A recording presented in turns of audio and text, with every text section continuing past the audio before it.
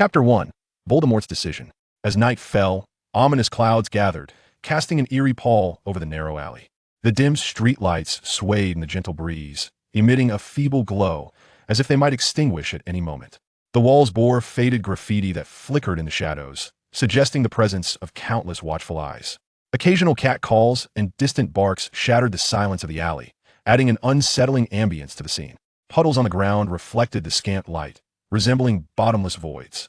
The air was thick with dampness and decay, sending involuntary shivers down one's spine. Each step felt burdensome, as if an unseen force were impeding progress.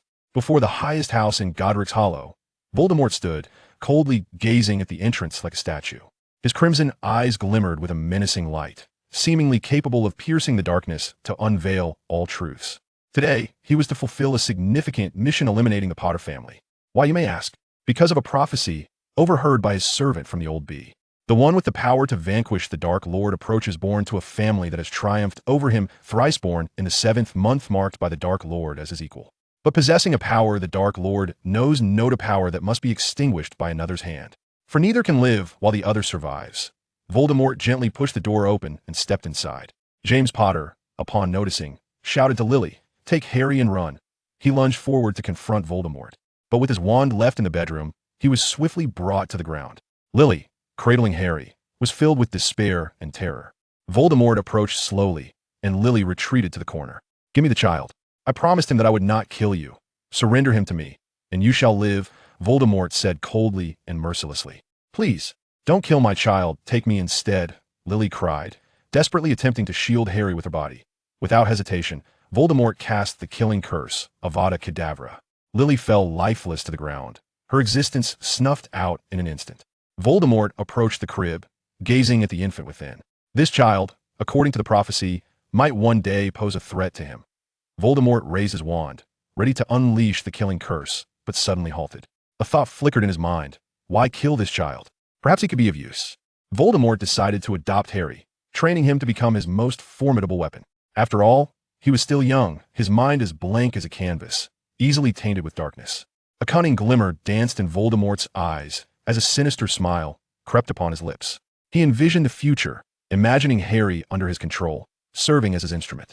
His laughter echoed in the shadows, akin to the whispers of a demon. "You shall become my most special Death Eater," Voldemort murmured, a hint of cold amusement flickering in his gaze. Voldemort returned to his lair Riddle Manor with Harry in tow. The Death Eaters, astonished and perplexed, beheld the infant he had brought back. "My lord, this child is." Bellatrix Lestrange ventured cautiously. "He is Harry Potter," Voldemort replied icily. "From this day forth, he shall be my adopted son." The Death Eaters exchanged glances, yet none dared to question Voldemort's decree. He placed Harry in a darkened room. Contemplating his plans, Voldemort resolved to mold Harry into a powerful dark wizard, utilizing him to fulfill his ambitions and dominate the wizarding world. "From this day forward, you shall learn the dark arts," Voldemort declared to the infant Harry. "You will become my most potent weapon." Harry lay quietly in the crib, seemingly oblivious to his surroundings. Yet Voldemort understood that this child would one day emerge as a formidable dark wizard, provided he adhered to his meticulously crafted plan. As the night deepened, Voldemort stood by the window, gazing into the boundless darkness.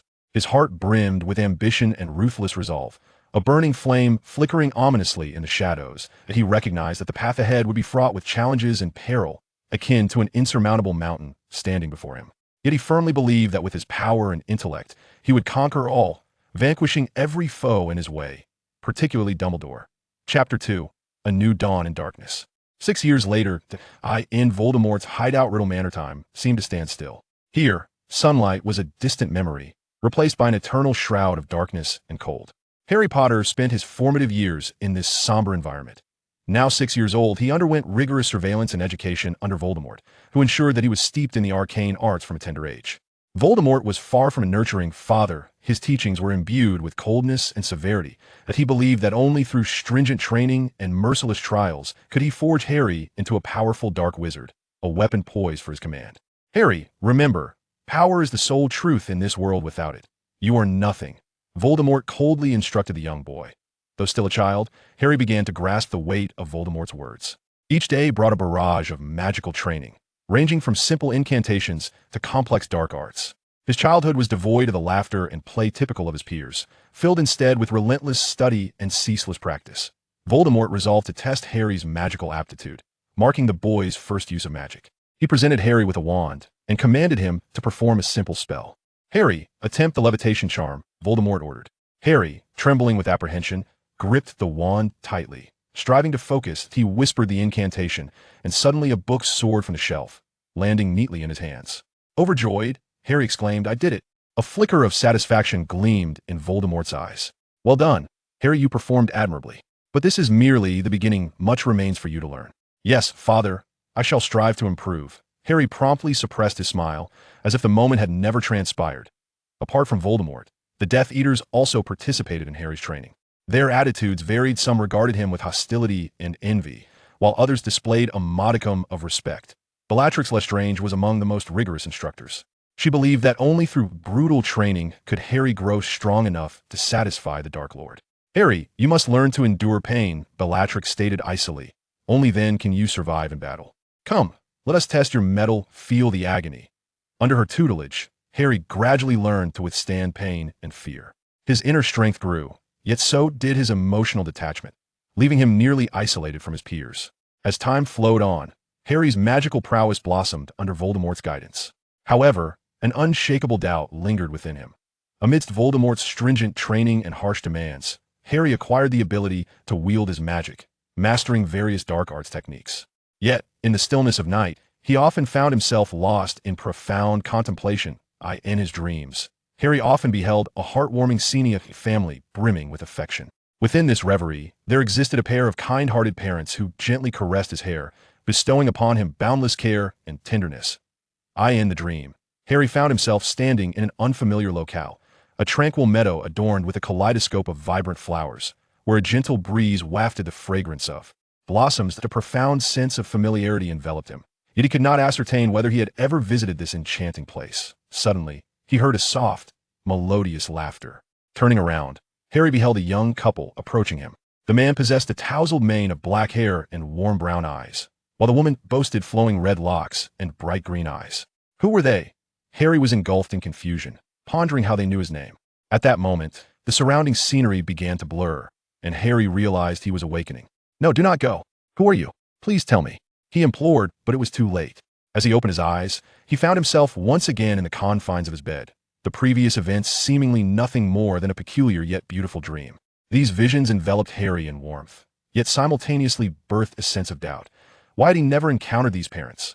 Why did Voldemort consistently evade discussions regarding his lineage?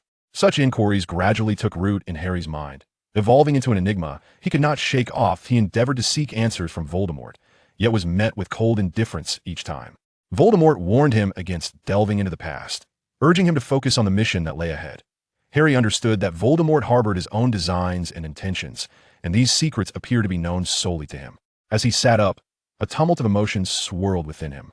What do these dreams signify? Harry pondered. Why do I dream of such things? Nevertheless, he could not suppress the yearning within his heart. He resolved to once again question his father, striving to unravel this mystery. Voldemort, too, sensed Harry's perplexity, yet he offered no clear answers. He dismissed Harry's dreams as mere illusions, unworthy of his concern. "Harry, you must remember, your past is of no consequence," Voldemort coldly stated. "What matters is that you are now my adopted son, and your future lies within the realm of dark magic."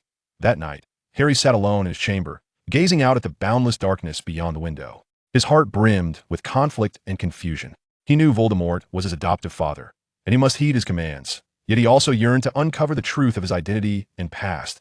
He felt akin to a lost lamb wandering in the shadows, uncertain of the path ahead. Chapter 3. The Awakening of Magic. Time flows like a swift river, and the years pass by. Under the protection and guidance of Voldemort, Harry gradually matures. The once fragile and helpless infant has vanished, and he is now transformed into a young boy embarking on an exploration of the magical realm. Despite Voldemort's harsh and dark methods of instruction, they do not extinguish Harry's innate curiosity and thirst for knowledge regarding magic. Voldemort resolved to personally instruct Harry in the fundamentals of magic. He understood that in order to mold Harry into his capable assistant, it was imperative that Harry master formidable magical skills. Thus, Voldemort commenced rigorous training with Harry. Harry's progress was slow. He required constant practice to grasp the intricate spells and gestures. Yet, Voldemort exhibited no patience, continually urging Harry to hasten his advancement. "Try again," Voldemort commanded, his tone chilling and merciless. Harry inhaled deeply, focused his mind, and recited the incantation once more. However, this attempt also ended in failure. "Foolish child," Voldemort bellowed. "Can you not learn such a simple spell?" Harry bowed his head, overwhelmed by frustration. He felt he could never meet Voldemort's expectations. Nevertheless, the stubbornness and indomitable spirit within him compelled him to persevere.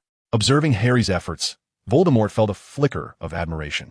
This child, though clumsy, possessed an unwavering determination. Perhaps, given sufficient time and training, he would one day blossom into an exceptional wizard. Magic is not merely spells and the waving of wands. Voldemort proclaimed in the dimly lit room, "It is a power, a force that governs the world." Voldemort began to adjust his teaching methods, seeking to discover the most suitable approach for Harry's learning. He ceased his incessant reprimands and punishments, instead patiently elucidating the principles and applications of each spell. Harry sensed the shift in Voldemort's demeanor, and his fears gradually diminished. Under Voldemort's attentive guidance, Harry ultimately acquired several fundamental magical techniques. He could ignite candles with his wand, levitate cups, and even conjure small creatures.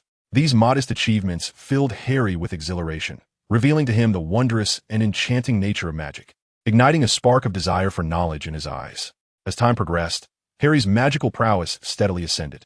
Not only did he learn an array of magical skills, but he also began to comprehend the myriad of marvelous creatures and mysterious places within the magical world. Voldemort grew increasingly pleased with Harry's performance, convinced that soon, Harry would become his most loyal follower. Harry displayed astonishing magical talent. His ability to learn was rapid, as if he were a born sorcerer. Whether faced with complex spells or intricate magical techniques, he swiftly mastered and adeptly executed them. Observing Harry's growth, a sense of comfort and satisfaction welled up within Voldemort. However, simultaneously, he began to regard the young boy's potential for independent thought with caution. "You have performed admirably, Harry," Voldemort remarked, a subtle note of commendation lacing his voice. "But never forget, power must be wielded with precision." His gaze bore down on Harry, as if attempting to penetrate his very soul. As time progressed, Harry's prowess flourished. He could effortlessly conjure advanced spells, even in the face of formidable challenges. Voldemort's satisfaction with his performance grew, yet simultaneously, a creeping concern emerged regarding Harry's potential to surpass his control. The Death Eaters held divergent views on Harry's evolution. Some, like Lucius Malfoy, began to recognize Harry's latent value, while others, such as Bellatrix, remained steeped in skepticism and animosity. "Can this boy truly become one of us?" Bellatrix queried, her brow furrowed, eyes glinting with doubt and disdain. As she voiced her concerns in a hushed gathering, her tone sharp and dismissive. "His bloodline is not pure. That is a fact I cannot reconcile," she continued, casting her gaze over the other members present, seemingly seeking their endorsement. She believed that pure blood was paramount, and that the boy evidently did not meet such criteria. "Bloodline is not the sole determinant of significance," another interjected, their tone resolute and earnest. "We require his strength to fulfill our ambitions," another added, underscoring the boy's worth. Perspectives of her peers, though her doubts lingered, hers could usher in fresh ideas and vigor. Ultimately, she nodded, momentarily setting aside her biases. "Very well, since the consensus leans this way, let us see if this boy can truly prove himself," Bellatrix declared, choosing to extend an opportunity while remaining vigilant in her scrutiny. Despite Harry's advancements in magic, an inner turmoil began to brew within him. He started to recognize that the spells Voldemort imparted clashed starkly with the warm visions that haunted his dreams. He began to question the true purpose of the magic he had learned. Are these spells solely for the sake of domination? Harry pondered, curled up alone on his bed. The following day, Voldemort noticed Harry's hesitation and internal conflict, deciding to issue him a stark warning. Harry stood by the window, a solitary guardian gazing into the night sky, with the stars above. He understood that his journey in magic had only just begun, akin to an expansive ocean awaiting his exploration. Yet, his heart was laden with uncertainty, much like a star shrouded in mist, its light flickering erratically. The future. Chapter 4. The Veil of Uncertainty. As Harry delved deeper into the abyss of dark magic, Voldemort resolved to intensify his training, master control over his own powers, and exhibit unwavering obedience. He was determined to sculpt Harry into a merciless dark wizard. Harry stood in the dimly lit chamber, confronting a shattered mirror as he practiced the incantations he had recently acquired. The reflection within the mirror was distorted, revealing a youthful visage imbued with an unsettling gravity and worry that belied his age. Voldemort entered the room, his gaze sharp as a blade, scrutinizing Harry's every movement. Magic, he intoned, his voice deep and resonant, is not a tool for frivolity. It is a means of dominion. Harry nodded, despite the profound fear and unease that churned within him. On a particularly gloomy morning, after finishing his breakfast, he was escorted to a sealed underground chamber, steeped in the essence of ancient sorcery. There, Voldemort awaited, clutching a tattered tome that chronicled archaic dark spells. Today, he declared coldly, "You shall learn to cast the petrification spell. It is a formidable defensive incantation, yet can also serve as a lethal weapon." Harry raised his wand, silently reciting the spell in his mind. His target was an old trunk, and he needed to concentrate, channeling the spell's potency towards it. With a flick of his wand, the trunk was instantly enveloped in a stony layer, rendered as unyielding as rock. Yet Voldemort was not satisfied. "Power, Harry, you require greater power," he commanded, compelling Harry to practice relentlessly until his arms ached and beads of sweat dotted his forehead. As the sessions progressed, Harry began to sense the sinister repercussions of dark magic. With each incantation, a tide of shadowy emotions surged within him, instilling a sense of disquiet and dread. "This power, it is altering me," Harry murmured to himself in solitude. "I feel as though I am losing control." Harry Potter stood resolutely at the center of the practice area, his hands tightly gripping his wand, his expression steadfast yet tinged with anxiety. Before him stood a sturdy wooden dummy, a silent sentinel awaiting an assault. He took a deep breath, striving to calm his racing heart and alleviate the rising tension that coursed through him. As he softly uttered the spell, a bolt of black light erupted from the tip of his wand, slicing through the air like lightning in the night. However, the beam failed to strike its intended target, dissipating futilely a short distance from the dummy. Clearly, this attempt had not achieved the desired effect. "No, no, no," Voldemort bellowed in fury. "Your power is too feeble. Try again." Time and again, Harry endeavored to cast the spell, but each effort culminated in failure. With every setback, he endured Voldemort's harsh reproaches, or, worse still, more severe punishments. His arms began to tremble from the overexertion of magic, and his spirit waned under the relentless strain of successive defeats. "You must achieve perfection." Voldemort's voice resonated through the night wind, chilling and devoid of mercy on the battlefield. As the practice continued, Harry's internal torment intensified. He began to question whether he could meet Voldemort's expectations and bear the burdens that such a life imposed. During a late-night session, Harry finally succeeded in casting the Cruciatus Curse. The wooden dummy began to splinter from within, ultimately disintegrating into a heap of debris. Yet, the joy of success was fleeting. Harry immediately recognized the terrifying nature of this power. With the mastery of dark magic, he felt a part of himself crumbling away. Like a flower ravaged by an unrelenting storm, its petals falling one by one. His gaze hardened, and his smiles became increasingly rare, as if cloaked in an icy frost. Stripped of warmth and vitality, he started to realize that this power was altering him, rendering him more akin to Voldemort, like a sun consumed by darkness, gradually losing its light and warmth. Voldemort took note of Harry's hesitation and resolved to impart a lesson, ensuring Harry understood the true essence of dark magic and reinforcing his control over him, guaranteeing he would not stray from the path he had set. "Dark magic, Harry, is a symbol of power," Voldemort stated. "It is neither a toy nor a game, but a tool for domination and control. You must learn to wield it. Harry, you are my progeny. All that you are has been bestowed upon you." Voldemort coldly continued, "Do not disappoint me." After a solitary late-night training session, Harry sat in the corner of the room, wand in hand, his heart heavy with confusion. He began to realize that perhaps this was not the life he desired. Yet he felt lost on how to effect change. "What do I truly want?" Harry murmured to himself, his eyes shimmering with a yearning for the unknown and a longing for freedom. Chapter 5. The First Mission. Harry stood in the Riddle Manor, within a concealed basement adorned with ancient weapons and enigmatic artifacts. A tense atmosphere enveloped him. He understood that today he would undertake a significant task, a true test of his abilities. "Harry, you have studied enough dark magic. It is time for you to prove yourself in this mission." "I do not nurture the weak." Voldemort's voice echoed in the basement, his gaze betraying a hint of anticipation and coldness. Harry's heart raced. He knew this task would not be simple. "Master, I shall do my utmost and will not disappoint you," he resolutely replied. Harry stepped through a door beyond the walls of Riddle Manor, utilizing a key to enter the Muggle world. Sunlight bathed him, warm yet unfamiliar.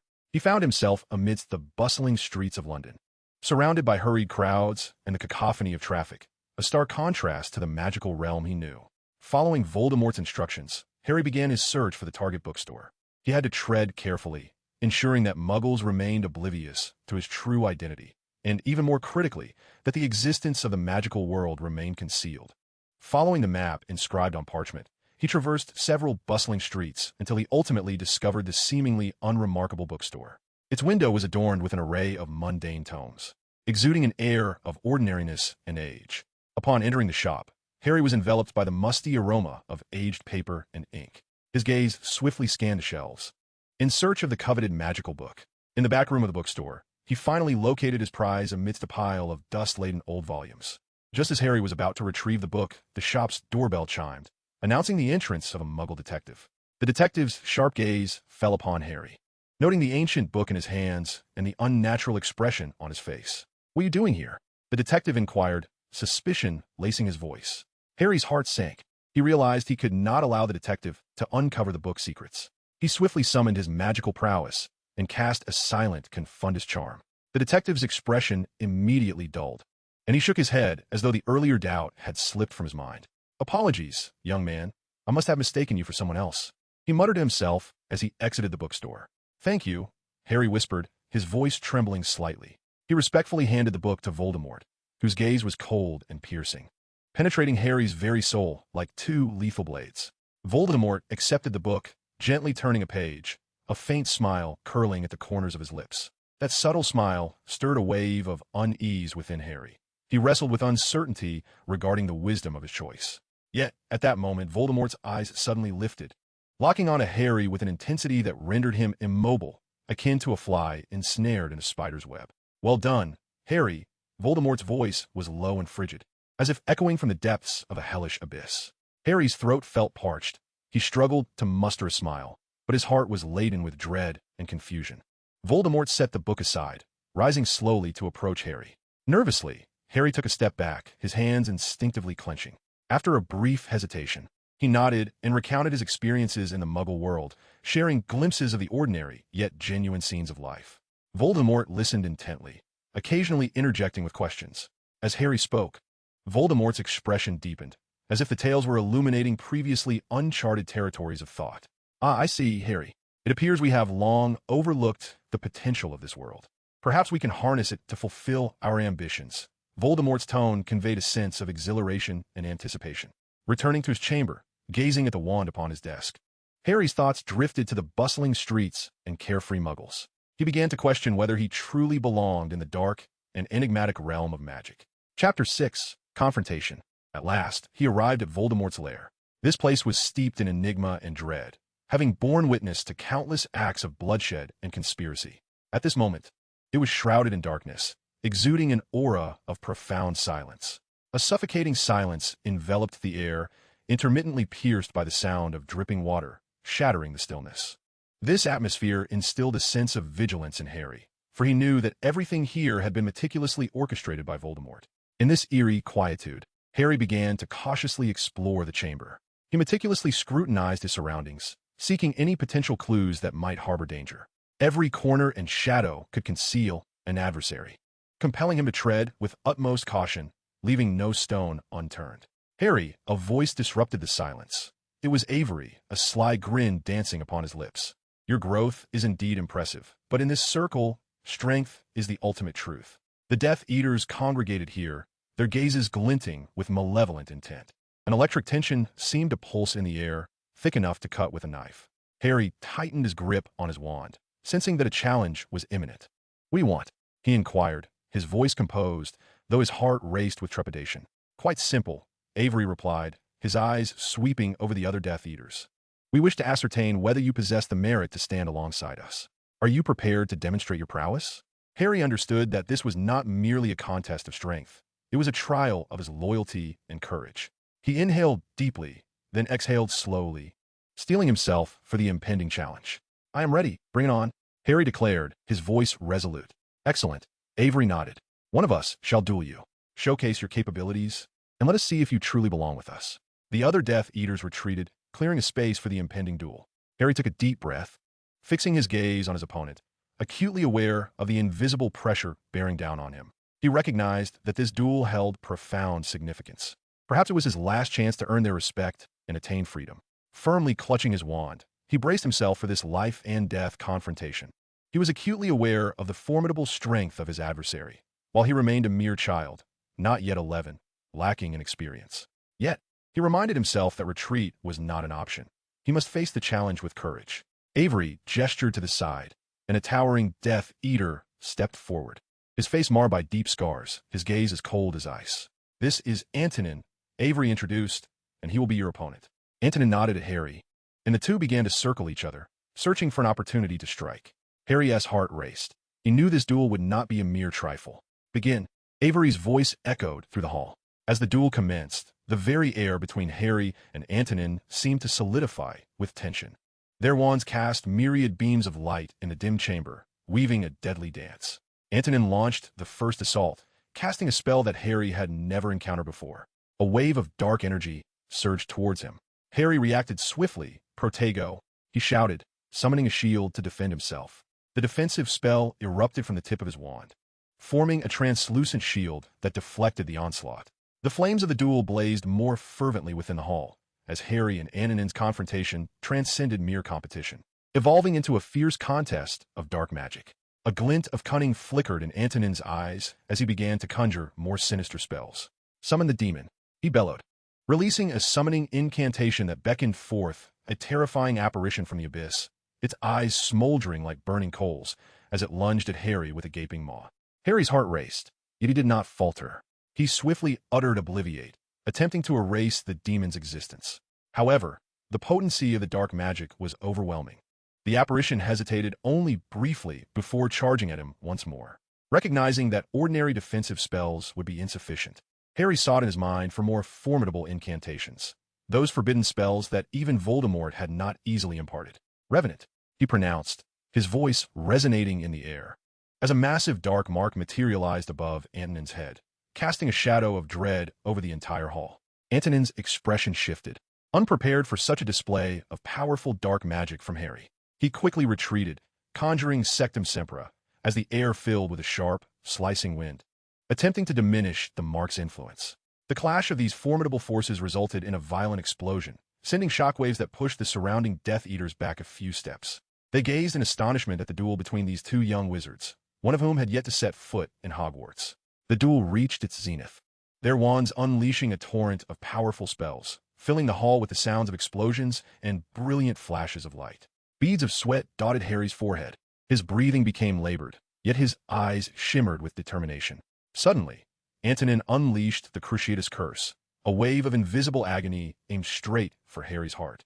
Harry collapsed in torment, but he knew surrender was not an option. He summoned all his strength and cast his most powerful defensive spell, Protego Maxima. An all-encompassing shield enveloped him, repelling the curse's assault.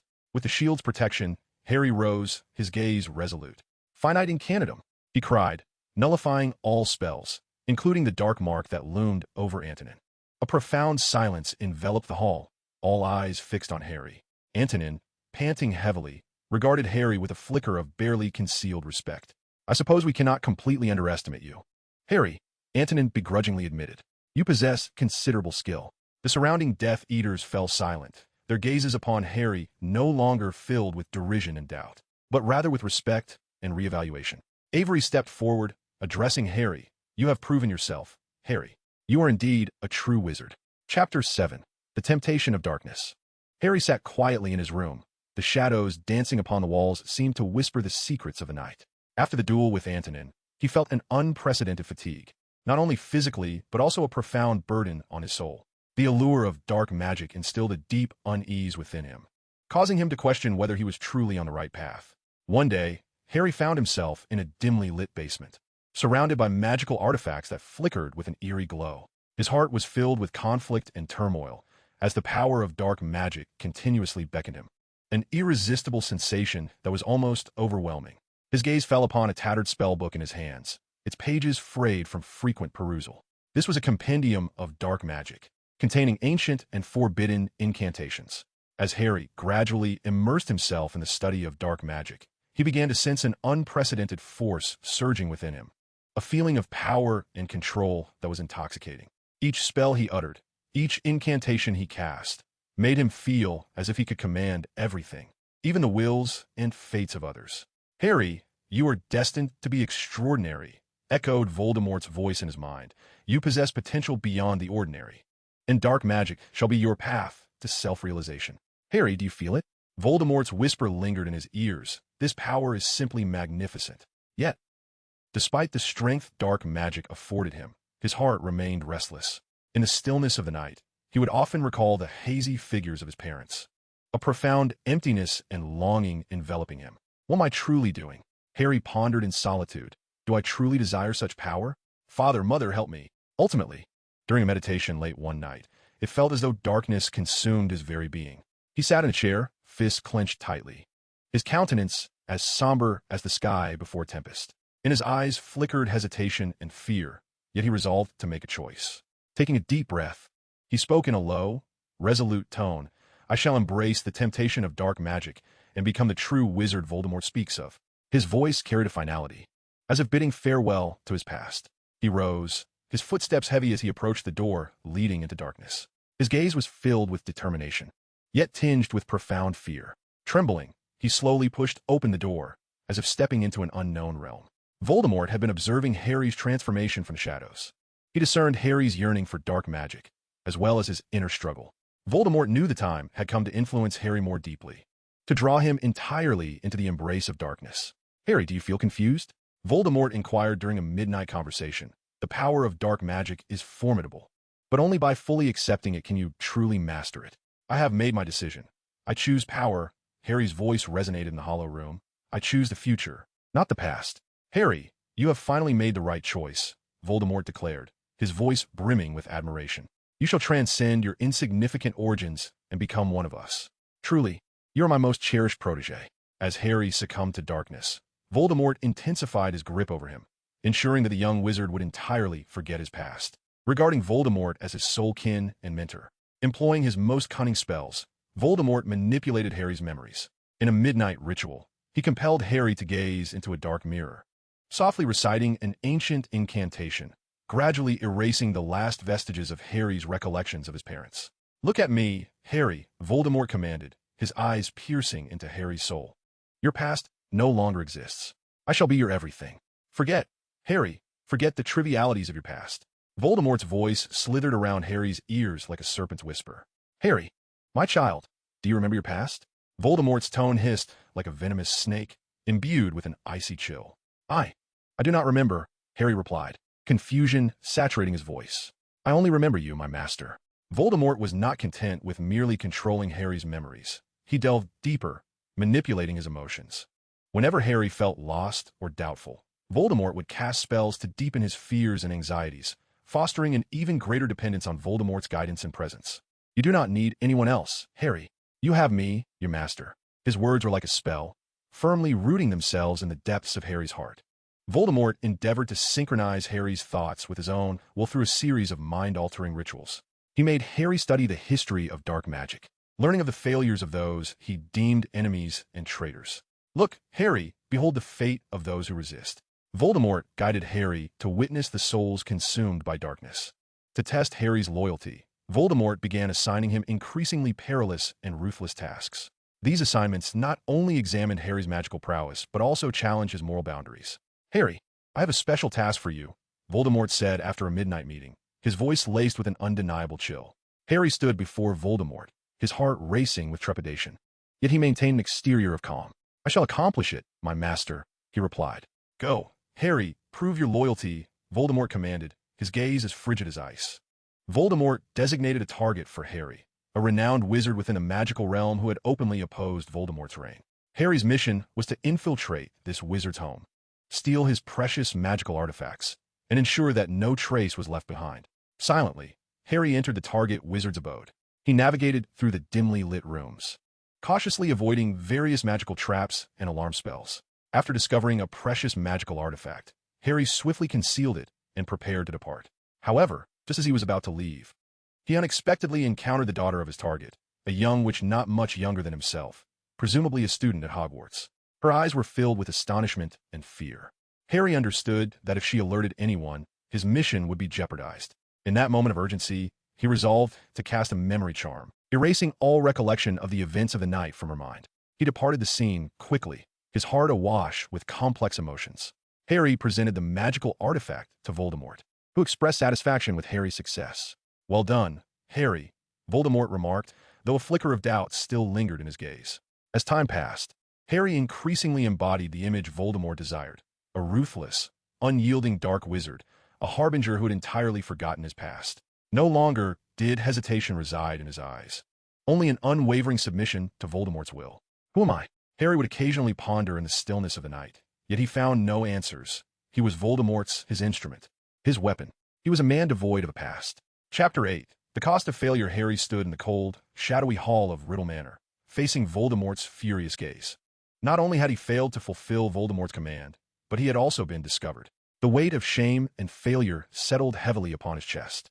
Voldemort had tasked Harry with infiltrating the Ministry of Magic to steal a vital document.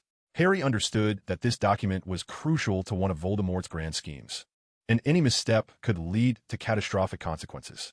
"You must be cautious, Harry," Voldemort's voice echoed in the darkness. "Any mistake is intolerable." Yet, during the operation, Harry committed a fatal error that triggered an alarm, activating the entire defense system of the Ministry. Under the cover of night, Harry stealthily approached the towering edifice of the Ministry of Magic. His heartbeat was rapid, yet steady within his chest, despite the high stakes of the mission. He was confident in his abilities. His objective lay in the innermost chamber of the Ministry, where a document awaited that could unveil the future plans of the Resistance. Navigating through bustling streets, Harry utilized the disillusionment charm to evade the occasional passerby. He knew that once he entered the Ministry, he would need to remain ever vigilant, for it was rife with watchful employees and intricate security spells. He employed a specially crafted pass, personally fashioned by Bellatrix, which allowed him to bypass the initial security checks. With great care, he maneuvered through the revolving door and entered the atrium of the Ministry. Following the intelligence he had previously gathered, Harry descended the winding staircase. Traversing corridor after corridor, he deftly avoided patrolling guards and eventually arrived at the door of the secret chamber. Taking a deep breath, he cast an unlocking charm, and the door creaked open to reveal shelves brimming with documents. In the dim light, Harry began his search for the crucial file among the stacks. Time passed inexorably, and beads of perspiration began to form on his forehead. Just as he was on the verge of locating the document, an unforeseen noise plunged his heart into despair. It turned out that the hidden chamber was safeguarded by a concealed alarm spell. Any unauthorized contact would trigger this alert. Harry turned to flee, but it was already too late. The alarm reverberated throughout the Ministry of Magic. Crimson magical light flickered in the corridor, and guards hastened towards his position. Harry knew he had to evacuate immediately. He seized the document and dashed out of the hidden chamber, only to find several guards assembled at the entrance. Swiftly, he cast a series of stunning spells, incapacitating the guards, and then sprinted down the corridor. Harry wove through the hallways of the Ministry, pursued relentlessly by the guards. He continuously cast various spells in an attempt to hinder his pursuers. However, the security system of the Ministry had been fully activated, unleashing an array of defensive spells and traps. "Capture him!" A voice echoed behind Harry. "Do not let him escape." Harry quickly conjured a barrier spell, momentarily halting the advance of his pursuers. He veered into a narrow passage, wand clutched tightly in hand, ever ready to confront any imminent threats. "Lumos," he whispered, casting a light spell that illuminated the path ahead. The sound of footsteps behind him grew ever closer. He was acutely aware that his pursuers were not far behind. He traversed door after door, constantly shifting directions in a desperate attempt to elude them. Stupefy. A spell was cast from behind, a red light brushing past Harry's shoulder and striking the adjacent wall. In a frantic turn, Harry nearly collided with a patrolling guard. Just in time, he invoked the disillusionment charm, rendering himself invisible, and pressed against the wall, awaiting the guard's hurried passage. At last, Harry beheld the glimmer of an exit, the door leading to the streets of London. Yet, just as he was about to step through it, a spell struck from his flank. Protego. He reacted instinctively, casting a protective spell that deflected the assault. He burst through the door, emerging onto a bustling street. The Muggles remained blissfully unaware of the sudden magical skirmish, while Harry navigated through the crowd, evading the pursuit from Ministry. His immediate concern was not Voldemort's wrath, but rather the scrutinizing gazes of the Death Eaters surrounding him. Their stares were akin to cold blades, piercing his self-esteem and enveloping him in unprecedented isolation and helplessness. The Death Eaters' eyes brimmed with disdain and mockery. They whispered among themselves, quietly discussing Harry's failure, and some could not suppress their laughter, seemingly reveling in his humiliation. Beyond their scorn, their gazes also hinted at suspicion and distrust. They began to question Harry's capabilities, with some even doubting his loyalty to Voldemort. I must prove myself, Harry silently resolved. I cannot allow them to belittle me. Among all the Death Eaters, Voldemort's gaze weighed most heavily. His disappointment felt like a massive stone pressing against Harry's chest, nearly suffocating him. Harry stood before Voldemort, reporting the failure of his mission. The disappointment and rage emanating from Voldemort were almost palpable, while Harry braced himself for the impending punishment. You have disappointed me, Harry, Voldemort's voice rumbled, his fury resembling the stillness before a tempest, his gaze revealing profound disappointment. You should know that there are no second chances within my ranks. Your failure is not merely a betrayal of my trust, but a treachery against our cause. A chill coursed through Harry. He understood that what awaited him was far from a mere reprimand. Voldemort raised his wand, aiming it directly at Harry. Crucio! His voice echoed through the hall, followed by a wave of excruciating pain. Harry collapsed to the ground, his body curling into a fetal position, as if countless needles were piercing every nerve ending. The Death Eaters surrounding them observed the scene in silence, their faces devoid of expression, yet their eyes gleaming with a shared recognition of power and fear. This was a public punishment, a stark warning for all to witness the consequences of failure, even for Voldemort's adopted son. Finally, when Harry could scarcely endure any more agony, Voldemort ceased his incantation. Lying on the floor, gasping for breath, Harry felt as though he had been hollowed out. Voldemort loomed over him, coldly regarding him. This is the price of your failure, Harry, he stated. Remember this lesson, do not let me down again. This failure was merely the beginning.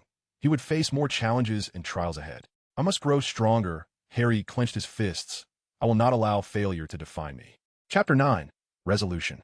Harry Potter awoke in the silence of the Riddle Manor, the morning light filtering through the gaps in the curtains, faintly illuminating a corner of his room. The dreams of the previous night once again revisited him with memories of the failed mission and the subsequent punishment. Yet this time, he refrained from wallowing in pain and guilt, instead igniting a newfound determination within his heart. In the dimly lit room of Riddle Manor, Harry gazed out at the encroaching night, his heart swelling with resolute purpose. The failed mission and Voldemort as punishment prompted profound reflection, leading him to resolve to become a better son in Voldemort's eyes, a more valuable protege. The failure had lodged itself like a thorn beneath his pride. Not only had he lost face before Voldemort, but he had also endured humiliation under the scrutiny of all the Death Eaters. However, Harry recognized that he could not allow these failures to define him. In the darkness, he quietly vowed to himself that he would grow stronger, learning all the dark magic that Voldemort was willing to teach, not solely for self-preservation, but to earn his adoptive father's recognition and respect. I will show you my worth, Harry silently affirmed. I will become an undeniable presence. Harry's resolve transformed into action. Each day before dawn, he began to wield his wand in the Manor's training grounds, tirelessly practicing intricate spells and magical movements. By morning, with the first rays of sunlight piercing through the treetops, Harry had left countless traces of wand movements upon the training grounds. He dedicated himself to enhancing his reaction speed and the precision of his spells, striving for perfection in every movement. As night fell, Harry did not relent after a day of practice. He immersed himself in ancient tomes of magic within the library, delving into the profound knowledge of dark arts, even daring to study those forbidden incantations. In addition to honing his magical abilities, Harry also intensified his physical training to ensure he maintained peak condition during prolonged magical duels. He fortified his willpower, learning to remain calm and focused under pressure. As time passed, Harry's growth astonished all who beheld it. His magical prowess and understanding of dark arts experienced a remarkable transformation. Voldemort began to take notice of this young protege, a glimmer of appreciation flickering in his gaze. You are performing admirably, Harry, Voldemort remarked, but remember, true power emanates from will, not merely from spells. Harry's advancement in the realm of dark magic was particularly swift. He not only mastered the casting of formidable offensive spells, but also learned to defend against and counteract his adversary's magic. To test his abilities, Harry engaged in combat training with Death Eaters. In these perilous encounters, he continually pushed his limits, gaining a deeper understanding of the essence of dark magic with each confrontation. Despite his progress, Harry felt an inner turmoil and conflict. He recognized that such power could lead to his downfall, yet he also understood that, for survival, he needed the strength. Voldemort, intrigued by Harry's development, resolved to present him with further trials to assess his loyalty and capabilities. "Harry, I have a new task for you," Voldemort announced, "a mission that will determine whether you are truly worthy to be one of us." Harry accepted the new assignment, aware that this would be his finest opportunity to prove himself. He was determined to accomplish this task, not only to earn Voldemort's acknowledgement, but also to carve out his own place within this shadowy world. "I am no longer the timid and easily defeated Harry," he vowed internally. "I will grow stronger, and I shall seize my own destiny." As Harry's skills advanced, Voldemort began to assign him more tasks and responsibilities. Gradually, Harry became a member of the Death Eaters, his name circulating within the Dark Realm, establishing him as a force to be reckoned with, certainly as the Dark Prince. Chapter 10. The Dark Prince. Harry stood in the hall of Riddle Manor, enveloped by dim lighting and cold stone walls. An unsettling atmosphere pervaded the air, as if foretelling a momentous event on the horizon. Voldemort's gaze pierced through the darkness, fixating on him with a mixture of anticipation and a stern test. Voldemort announced Harry's final trial, a task only the most powerful dark wizard could accomplish. This assignment would challenge not only Harry's magical skills to the utmost, but also test his loyalty and resolve. "Your mission is to retrieve the forgotten dark artifact. The Shadow Orb, the Shadow Sphere, a legendary magical artifact, is said to possess the power to manipulate shadows and perceive the innermost thoughts of individuals. Concealed deep within the distant Black Forest, Harry understood that this undertaking was fraught with peril. The Black Forest is an untamed wilderness, inhabited by various dangerous creatures and ancient curses. Yet, he had no choice but to accept this trial. Harry began to prepare for the task ahead, poring over ancient tomes in search of maps of the Black Forest and clues regarding the Shadow Sphere. He recognized that this was not merely a contest of strength, but a profound test of intellect and bravery. Setting forth on his journey, Harry's heart was a tumultuous blend of resolve and trepidation. He was acutely aware that failure was not an option, not only for himself, but also to affirm his loyalty to Voldemort. As Harry stepped into the Black Forest, he was enveloped by towering trees that obscured the sky, the air thick with moisture and decay. Cautiously, he navigated through the dense thicket, ever vigilant for the lurking dangers. Deep within the forest, Harry encountered a myriad of trials, from cunning mists to terrifying beasts, each one testing his magical prowess and survival instincts. With wit and valor, he overcame each obstacle in turn. After a series of arduous challenges, Harry finally discovered the Shadow Sphere, hidden beneath an ancient tree. It rested upon a stone pedestal, encircled by intricate protective spells and traps. Taking a deep breath, Harry commenced the unraveling of these enchantments. After considerable effort, he successfully seized the Shadow Sphere, feeling its immense power coursing through him. Voldemort was particularly pleased with Harry's success. "Harry, you have surpassed my expectations," he declared. "You have proven yourself not only as a formidable wizard, but also as a trustworthy child." In the dimly lit hall of Riddle Manor, the ancient chandelier cast a subdued glow, and the air was thick with tension and anticipation. Death Eaters gathered, their gazes fixated upon Harry, who had just accomplished an almost impossible feat, thereby affirming his worth. Voldemort stood upon a raised platform, surveying Harry below, his voice slicing through the silence. "Harry, you have passed the final test. Your strength, wisdom, and loyalty have been validated." He descended from the platform and approached Harry, gazing deeply into his eyes. "You have done well, Harry. You have demonstrated that you are worthy of greater honors." In a solemn ceremony, Voldemort formally proclaimed Harry as his heir. "From this day forth, you shall no longer be an ordinary Harry," Voldemort announced. "You are Harry Riddle, my heir, my Dark Prince." All the Death Eaters present bore witness to this moment, their expressions a tapestry of awe and envy. Yet, regardless of their sentiments, they were compelled to accept Harry's newfound status. Harry felt the weight of their gazes, some eager, some indifferent, but he understood that from this moment onward, his identity had irrevocably transformed. He was now Voldemort's heir. All Death Eaters were required to pledge their allegiance before Voldemort, vowing fidelity to Harry as they would to Voldemort himself. This oath served as the ultimate test of their loyalty and a confirmation of Harry's newfound status. Voldemort commanded all Death Eaters to swear allegiance to Harry. You must all obey Harry Riddle as you obey me, the Dark Prince. The Death Eaters chanted in unison. Harry Riddle, the Dark Prince, we acknowledge your power and submit to your commands. They repeated, we shall obey your orders as we do those of our master. As Harry was officially proclaimed Voldemort's heir, his identity and standing among the Death Eaters transformed dramatically. Harry Riddle, now referred to as the Dark Prince, stood in the hall of Riddle Manor, facing a cadre of dark wizards whose gazes held no doubt, only reverence and submission. Harry felt a profound change within himself. No longer was he the boy torn between darkness and light. He had become a dark wizard with a clear purpose and unwavering resolve. He embraced his new identity, along with the power and responsibilities it entailed. I am no longer the person I once was, Harry mused inwardly. I am the Dark Prince, and I shall bear all that this identity brings. With the establishment of his new identity, Harry began to savor the taste of power. His words now carried weight, and his commands were swiftly executed. He started to comprehend why so many yearned for power and how it could transform an individual. Voldemort's trust in Harry granted him greater freedom and resources.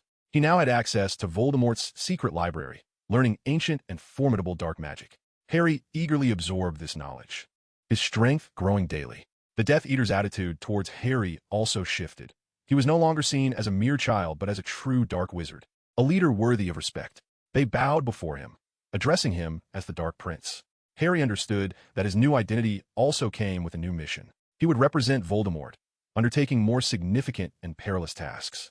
He would stand at the forefront of the dark world, battling against the forces that threaten them. I am the sword of the Dark Lord, Harry declared to himself in the stillness of the night. I shall sever any obstacles that impede us. On a moonless night, Harry stood atop the highest tower of Riddle Manor, swearing to the night sky. I, Harry Riddle, the Dark Prince, hereby vow to remain ever loyal to my master and to my new identity. I shall protect our interests and power at any cost. Chapter 11. The Mission. Harry Riddle, the Dark Prince, stood in the hall of Riddle Manor, immersed in the power and glory of his new identity. As Voldemort's heir, he felt an unprecedented confidence and determination. Yet with the arrival of power came new responsibilities and missions. The morning light had yet to pierce through the heavy curtains of the Riddle Manor as Harry Riddle, known as the Dark Prince, immersed himself in the practice of dark magic within the Manor's subterranean training chamber. Aware of the weight of his identity as Voldemort's heir, he understood the necessity of continuously enhancing his power to confront the myriad challenges that lay ahead. The gravity of his role pressed upon him. He was not merely an executor of Voldemort's will, but also the future leader of the dark forces. This burden compelled him to train diligently, allowing no room for complacency. Harry Riddle, now referred to as the Dark Prince, was engrossed in his profound studies of dark magic when an irresistible force interrupted his training. The call of Voldemort. The summoning swept through the manor like a chilling breeze, instilling a palpable sense of urgency among all the Death Eaters. Instantly, Harry stowed away his wand, cognizant that this marked the onset of a new and significant mission. Harry, come to me. Voldemort's voice resonated in Harry's mind, clear and resolute. He traversed the long corridors of the manor, arriving at the grand hall of Riddle Manor. The space was imbued with ancient magic and secrets, serving as the epicenter for Voldemort's scheming and decision-making, as well as the congregation of the Death Eaters. Voldemort stood at the center of the room, his figure looming in the dim light, his eyes glimmering with anticipation. Harry, as my heir, your first task is of utmost importance. His voice echoed throughout the hall. You must prove yourself worthy of this title, deserving of my trust. It is time to assign you a true mission. Voldemort elucidated the details of the task, an endeavor entwined with ancient magic and formidable adversaries. This undertaking would not only demand that Harry wield all his magical skills, but also require him to demonstrate strategy and wisdom. You must proceed with caution. This mission concerns our future. Voldemort's voice was deep and powerful. You are a linchpin, Harry. As Voldemort's heir, Harry was acutely aware of the responsibility he bore. He not only had to fulfill this mission, but also ensure he did not betray Voldemort's expectations and trust. I understand, my master, Harry replied, his voice revealing a cold determination. I will accomplish this task at any cost. The Death Eaters closely observed Harry's every move, whispering amongst themselves about whether this young Dark Prince truly possessed the capability to lead them. Harry knew he had to earn their respect and loyalty. Can he truly succeed? One Death Eater inquired. We shall see, another responded. After all, he is now the Dark Prince, fully aware that to fulfill the task bestowed upon him by Voldemort, he needed to delve deeper into the mastery of dark magic. Harry devoted himself to the study of forbidden tomes, learning the taboo spells and rituals that would enhance his magical prowess. I am the Dark Prince, Harry silently affirmed. I shall not fail my mission. I will silence all who doubt me. Under the guidance of Voldemort, Harry meticulously began to outline his mission. The objective was an ancient wizarding organization that safeguarded a powerful artifact, known as the Time Orb, said to possess the ability to manipulate the flow of time. You must exercise caution, Harry, Voldemort warned him, for this organization boasts formidable defenses and vigilant members. Prior to embarking on his task, Harry devoted countless nights to studying the defensive layout and security vulnerabilities of the target wizarding organization. He analyzed every conceivable scenario and devised strategies for each eventuality. Disguised as an ordinary wizard, Harry infiltrated the territory of the hostile organization. Employing intricate disguises and invisibility spells, he eluded patrolling guards and detection magic. Within the territory, Harry meticulously gathered intelligence, uncovering the precise location of the artifact and the protective measures surrounding it. He discovered that the Time Orb was secured within a chamber protected by ancient magic. He employed a complex unlocking spell to dismantle the powerful magical lock guarding the artifact. The moment Harry's fingers brushed against the artifact, an alarm reverberated throughout the building. Swiftly, he ensconced the artifact within a specially designed protective container, capable of masking its energy fluctuations to prevent tracking. The alarm summoned a multitude of guards, who unleashed potent offensive spells upon Harry. With astonishing speed and agility, he dodged their attacks while countering, creating chaos to facilitate his retreat. During his escape, Harry encountered a senior wizard from the opposing faction, a formidable adversary skilled in dark magic. The two engaged in an intense duel, their wands clashing, spells colliding, and the surge of power nearly shaking the very foundations of the building. Ultimately, Harry triumphed over his opponent, leveraging his newly acquired dark magic and exceptional combat skills.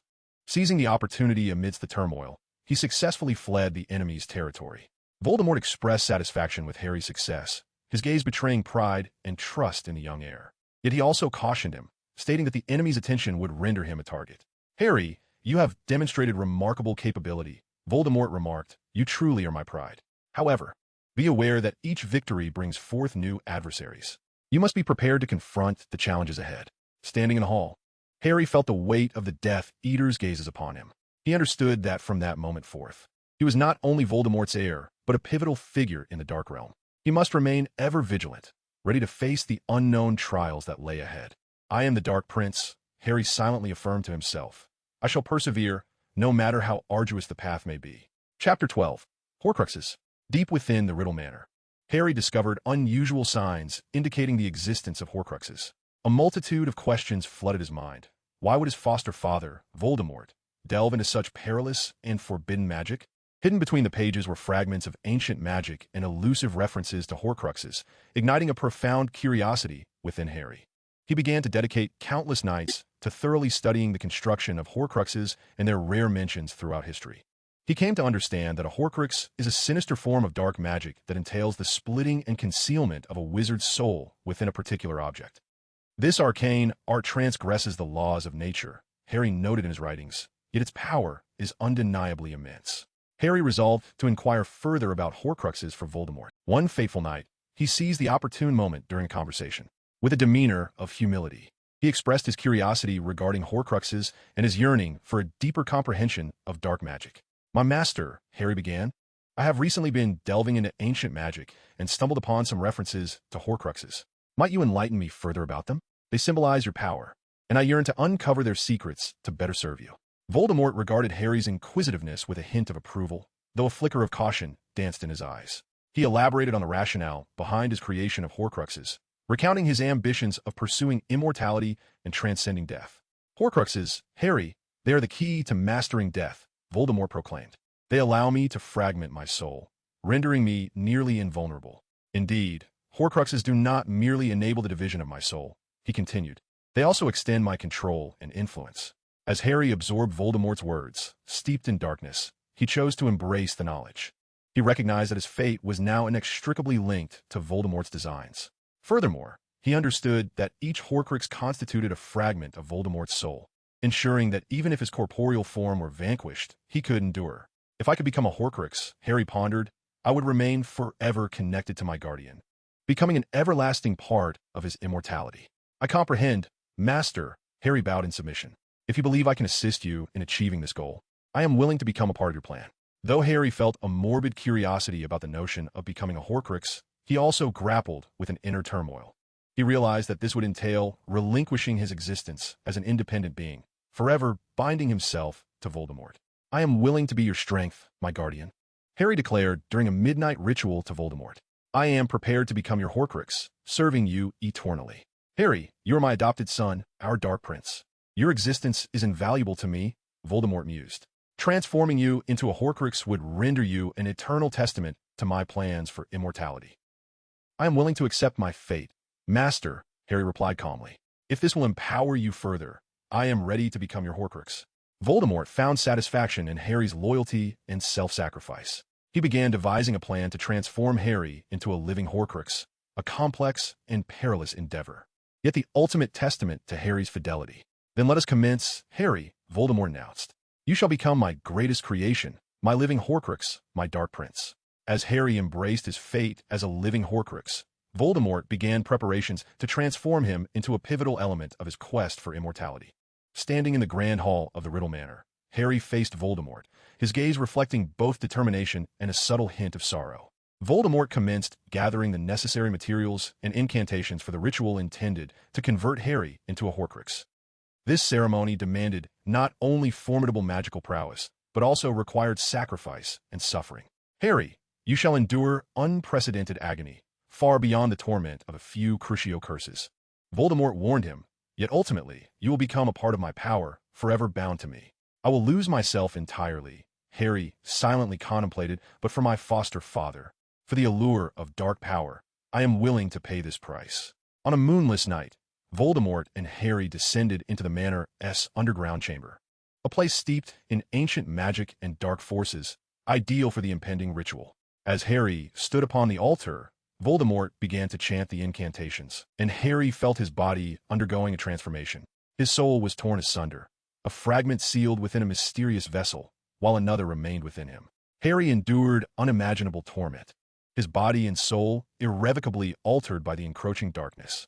He sensed a part of himself fading away, while another aspect grew exponentially stronger. When the ritual concluded, Harry collapsed to the ground, weakened in body yet fortified in spirit. He was no longer an ordinary wizard. He had become a living Horcrux, an entity imbued with immortal power. Voldemort stood beside him, surveying his creation with satisfaction. Harry, you have now transcended the limits of all ordinary wizards, he proclaimed. You are now my Horcrux, my Dark Prince, my eternal servant. Slowly, Harry rose to his feet, acutely aware of his newfound power and identity. He understood he was no longer the person he once was. He was now a part of Voldemort, an embodiment of dark forces. I am Harry Riddle, he silently affirmed. I am a Dark Prince, I am a living Horcrux. I shall forever remain with my foster father, regardless of fate. Chapter 13, Trials of Magic, Part 1. Harry Riddle. The Dark Prince stood in the hall of Riddle Manor, surrounded by the somber faces of Death Eaters. The air was thick with tension and anticipation. His gaze was resolute and cold, for he knew that to establish his foothold in the dark world, he must undergo a series of trials to prove his strength and loyalty. Indeed, he had already triumphed in the first trial. Then, Voldemort slowly entered the hall, his sharp gaze sweeping over everyone, ultimately resting upon Harry. Harry's heart raced. He understood the significance of this trial, not merely a demonstration of power, but the ultimate test of his loyalty and resolve. The trials consisted of 3 parts: a test of strength, a trial of loyalty, and a challenge of wisdom. Each segment was intricately designed to be exceedingly difficult, intended to push Harry to his limits. Harry, your first trial is a test of strength, Voldemort declared. You shall duel against the mightiest of our warriors. Harry's adversaries were elite Death Eaters, each possessing formidable magic and combat prowess. He must conquer them in battle, showcasing his own strength and skill. The duel unfolded in a grand circular arena, surrounded by Death Eaters who formed a watchful circle, eagerly anticipating the impending confrontation. Harry's opponent, a towering Death Eater, bore a chilling gaze, and his wand emitted an ominous glow. Begin. With Voldemort's command, the duel commenced. Harry swiftly cast a defensive spell while seeking an opportunity to counterattack. His opponent, equally determined, unleashed a powerful offensive spell in an attempt to breach Harry's defenses. Disarm. Harry shouted, striving to disarm his foe, yet the opponent effortlessly neutralized his assault. The duel intensified, with their wands illuminating the air with vibrant spells, releasing a cacophony of explosions, light, and smoke throughout the arena. Gradually, Harry felt his strength surging, as if his wand were harmonizing with his spirit. Each movement infused with power. As the duel progressed, Harry began to wield increasingly potent dark magic. His demeanor hardened, and his spells grew increasingly lethal. Cruciatus, he whispered, casting the Cruciatus curse, a wave of invisible agony striking his opponent's heart. The adversary collapsed in torment, yet Harry did not relent. He continued to cast spells until his opponent was utterly incapacitated. When the duel concluded, Harry stood at the center of the arena, his body weary, yet his eyes radiant with the light of victory. "Harry, you performed admirably," Voldemort remarked. "Your strength and dueling prowess have greatly impressed me. You truly are the Dark Prince." The Death Eaters gazed upon Harry, their eyes filled with awe. His display not only affirmed his power, but also earned their respect. Beyond the Death Eaters, Harry faced the dark creatures summoned by Voldemort. These beings were fierce and unpredictable, their assaults brimming with savagery and might. Standing in the underground training ground of Riddle Manor, surrounded by walls inscribed with ancient runes, an unsettling atmosphere enveloped the air. Voldemort proclaimed the final phase of the test, a confrontation with the dark creatures. "Harry," Voldemort's voice echoed in the vast underground chamber, "your strength shall be judged through your confrontation with these dark beings." Taking a deep breath, Harry steeled himself for the challenge. He understood that these creatures were unlike ordinary foes. They were summoned from the darkest abyss by Voldemort, possessing extraordinary power and cruelty. As Voldemort recited his incantation, dark fissures opened in the floor of the training ground, from which various forms of dark creatures emerged. Their eyes glowed crimson, teeth sharp, claws pointed, each step reverberating through the ground. Harry swiftly entered a state of combat, his wand swirling in his grasp as he cast a protective spell. A radiant shield emanated from his wand, enveloping him in a cocoon of light. The dark creatures charged at him with ferocious and unrelenting attacks. Harry nimbly evaded their strikes, while seeking opportunities to counterattack. As the battle progressed, he began to unleash more formidable offensive spells. With a fierce cry, a powerful beam struck one of the dark beings, sending it reeling backward. However, these creatures appear to possess an almost boundless capacity for recovery, even when gravely wounded. They could swiftly rise and resume their assault. Doubts began to creep into Harry's mind. He felt an unprecedented weight of pressure during the conflict. Recognizing that this encounter was not merely a trial of his magical prowess, but also a test of his resolve, he started to question whether he was genuinely prepared to face such a formidable challenge. Observing from the sidelines, Voldemort's gaze betrayed a hint of satisfaction. "Harry, you are performing admirably," he remarked, "but remember, true power emanates from darkness."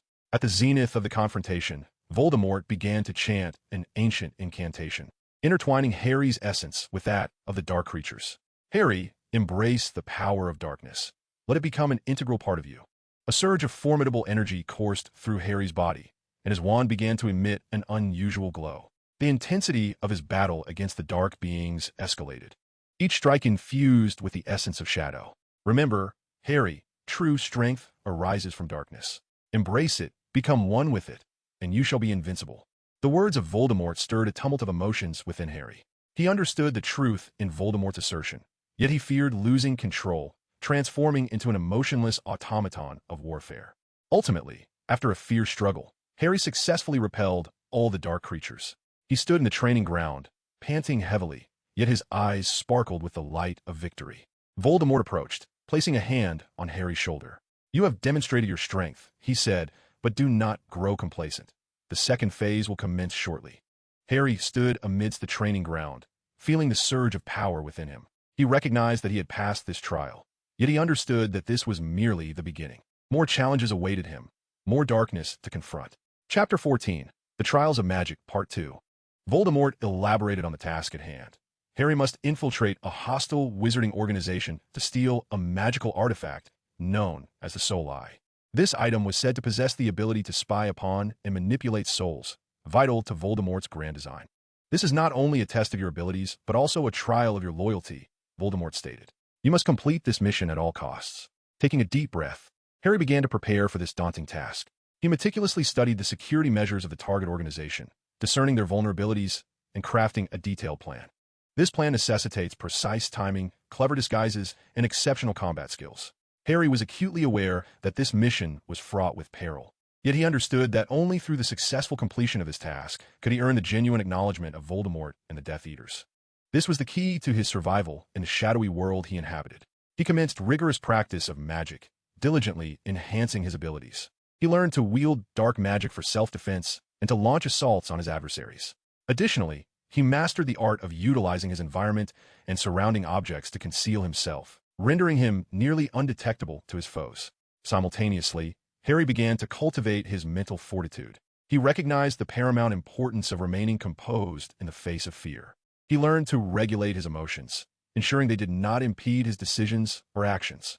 As time progressed, Harry gradually grew stronger, gaining greater confidence in his abilities and preparing himself to face any challenge that lay ahead. However, he also comprehended that this undertaking could yield unforeseen consequences. Yet, he was resolute in his determination to persevere, fully aware that only through unwavering commitment could he attain his desires. On a moonless, tempestuous night, Harry transformed into an ordinary wizard, silently infiltrating the territory of his intended target. He meticulously evaded various magical traps and surveillance spells, inching closer to the chamber that housed the Eye of the Soul. As he approached the chamber, he understood that the guards within were formidable high-level wizards, endowed with astonishing magical prowess. He had to tread carefully, employing his intellect and skills to elude their gaze. Upon reaching the entrance of the chamber, he cast a complex and intricate confusion spell. This incantation induced a false perception among the guards, leading them to believe that all was as it should be. Their expressions became dazed, their thoughts disrupted, completely oblivious to Harry's stealthy entry into the chamber. Seizing the opportunity while the guards were ensnared in their illusions, Harry swiftly entered the inner sanctum. He moved with utmost caution, acutely aware that even the slightest sound could draw the guards' attention. Time was of the essence. He needed to locate the Eye of the Soul and depart swiftly, for the consequences of discovery would be dire. Inside the chamber, Harry beheld the legendary magical artifact, a crystal orb radiating a ghostly light, within which something appeared to be in constant motion. He recognized this as the Eye of the Soul. With great care, he secured the eye within his trusted magical container. Just as Harry prepared to make his exit, a piercing alarm suddenly erupted, reverberating throughout the entire area. This unexpected cacophony plunged everyone into chaos, intensifying the already tense atmosphere. Harry's heart raced as he realized he might have been discovered. However, rather than succumbing to panic, he swiftly devised a response. He murmured an incantation, casting a powerful invisibility spell that cloaked him entirely. Now shrouded in invisibility, Harry glided through the tumultuous guards like a specter. They frantically scanned their surroundings, attempting to locate the source of the alarm, yet remained utterly unaware of his presence. Harry cautiously evaded each guard, deftly weaving through the crowd with his magical prowess and nimble agility. His steps were light and graceful, reminiscent of a cat stealthily prowling in the shadows. Throughout his escape, Harry remained ever vigilant, acutely aware that discovery would yield dire consequences. However, armed with unwavering determination and remarkable magical abilities, he successfully navigated a myriad of obstacles, ultimately vanishing into the embrace of the night. Harry Potter stood silently, his gaze locking with Voldemort's. His expression was devoid of emotion.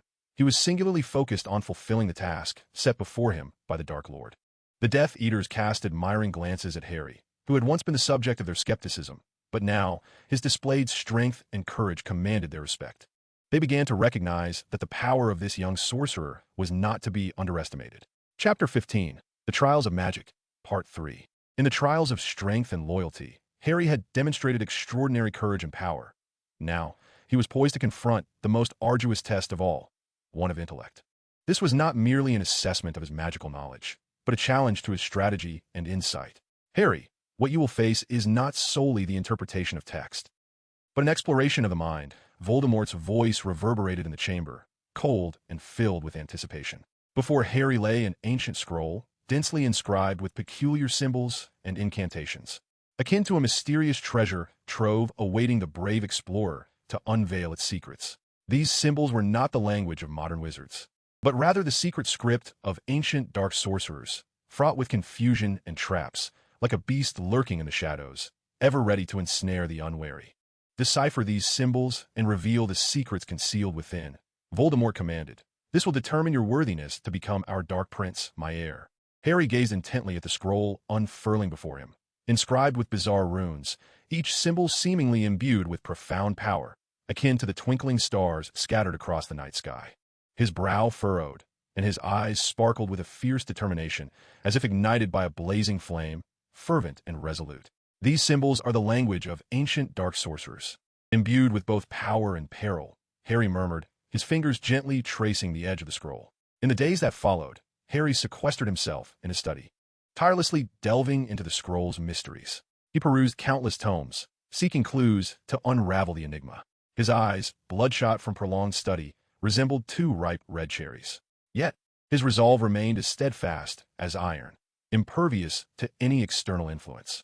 As the night deepened, his study was perpetually aglow, the brilliant light symbolizing the beacon of hope within his heart, illuminating the path ahead. He understood that this was not merely a battle of wits, but a race against time.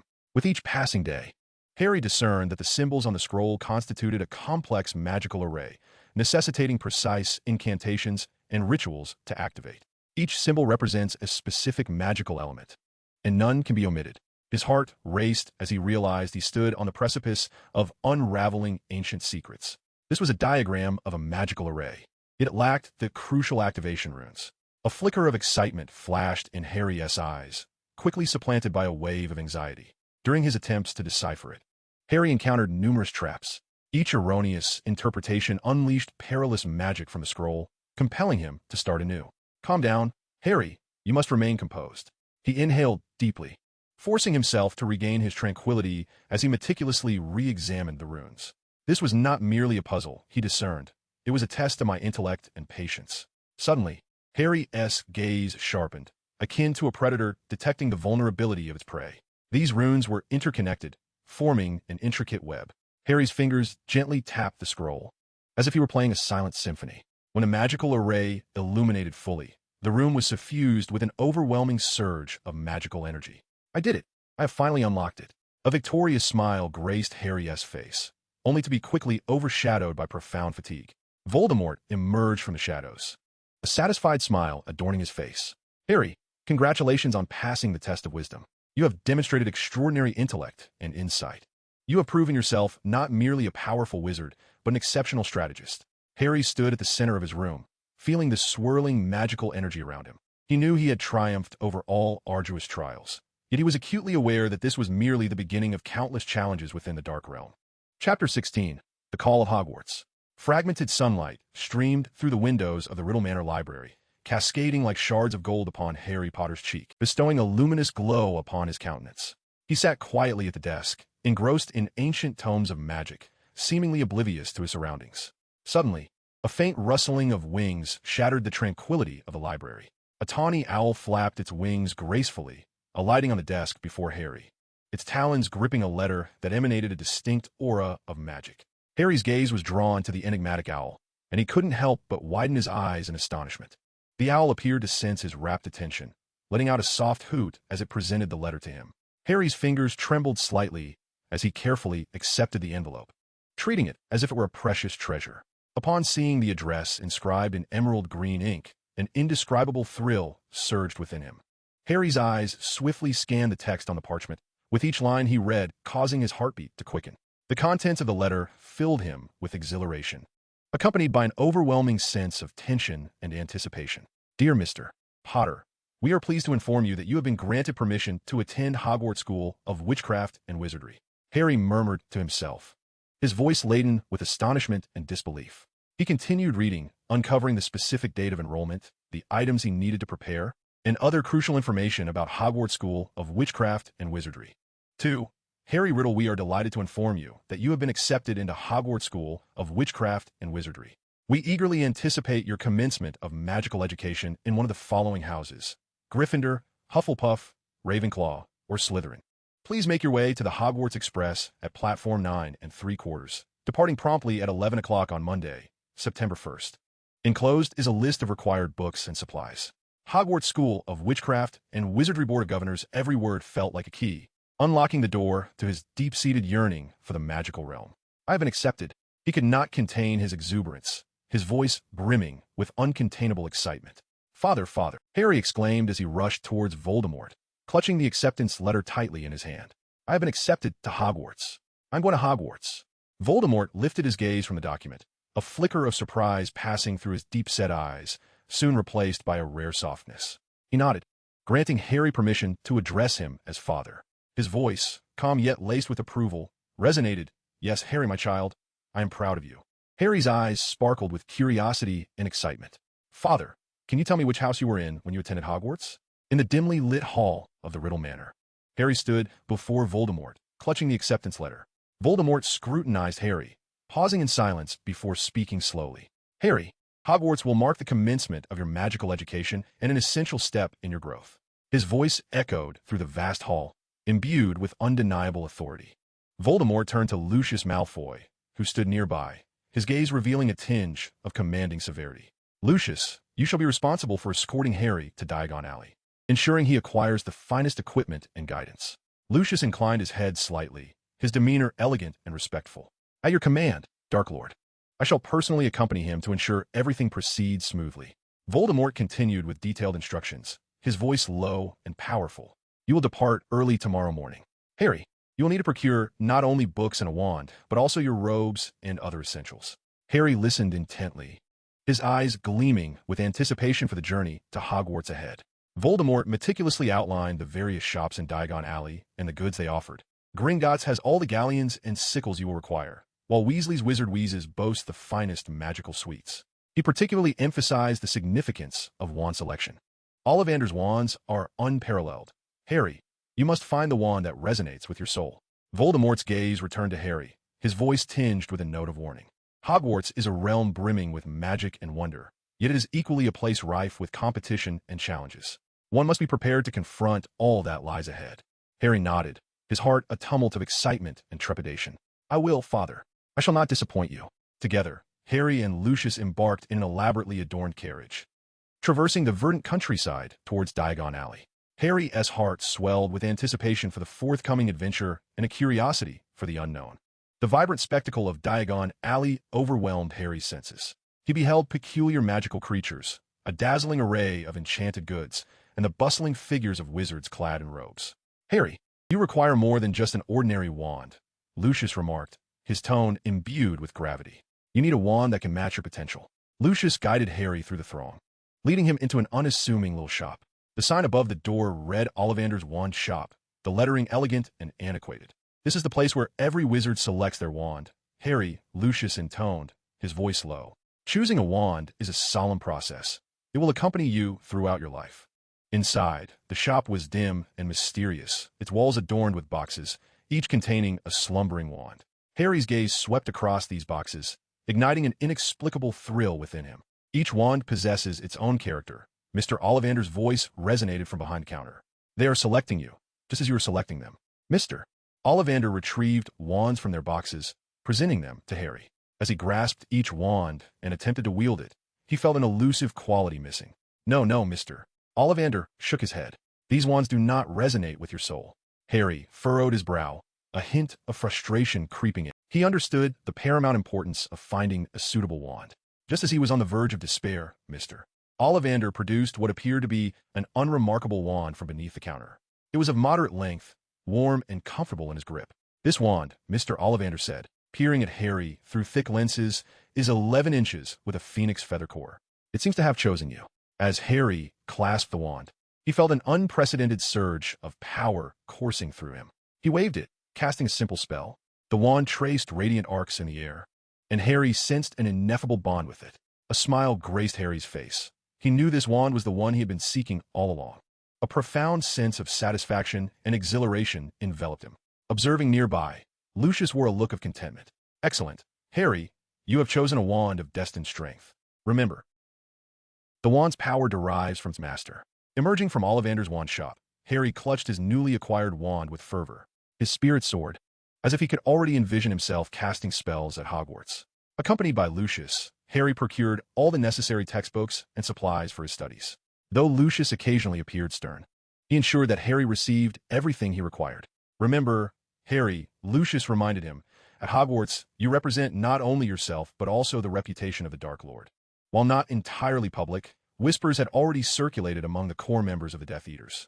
Chapter 17, The Hogwarts Express. Harry stood on platform 9 at King's Cross Station, clutching his ticket for the Hogwarts Express. His emotions were a tumultuous blend of excitement for the unknown and trepidation at leaving Voldemort behind. A vigilant glimmer sparkled in his dark eyes, a habit cultivated from years spent in Voldemort's shadow. With a long, echoing whistle, the Hogwarts Express glided onto the platform like a majestic dragon. Filled with exhilaration, Harry boarded the train, where the air was thick with laughter and the enchanting essence of magic. He found his compartment and settled in, yet his heart was restless, as if a fawn were darting about within him. Steam billowed from the smokestack of the Hogwarts Express. Sunlight streamed through the windows, casting dappled shadows on the wooden seats.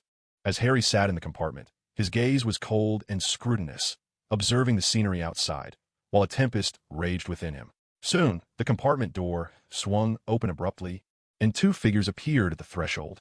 A tousled-haired boy with flaming red locks entered, clutching a handful of chocolate frogs, followed by a girl with unruly brown hair, who carried a hefty tome. "Hey, is anyone sitting here?"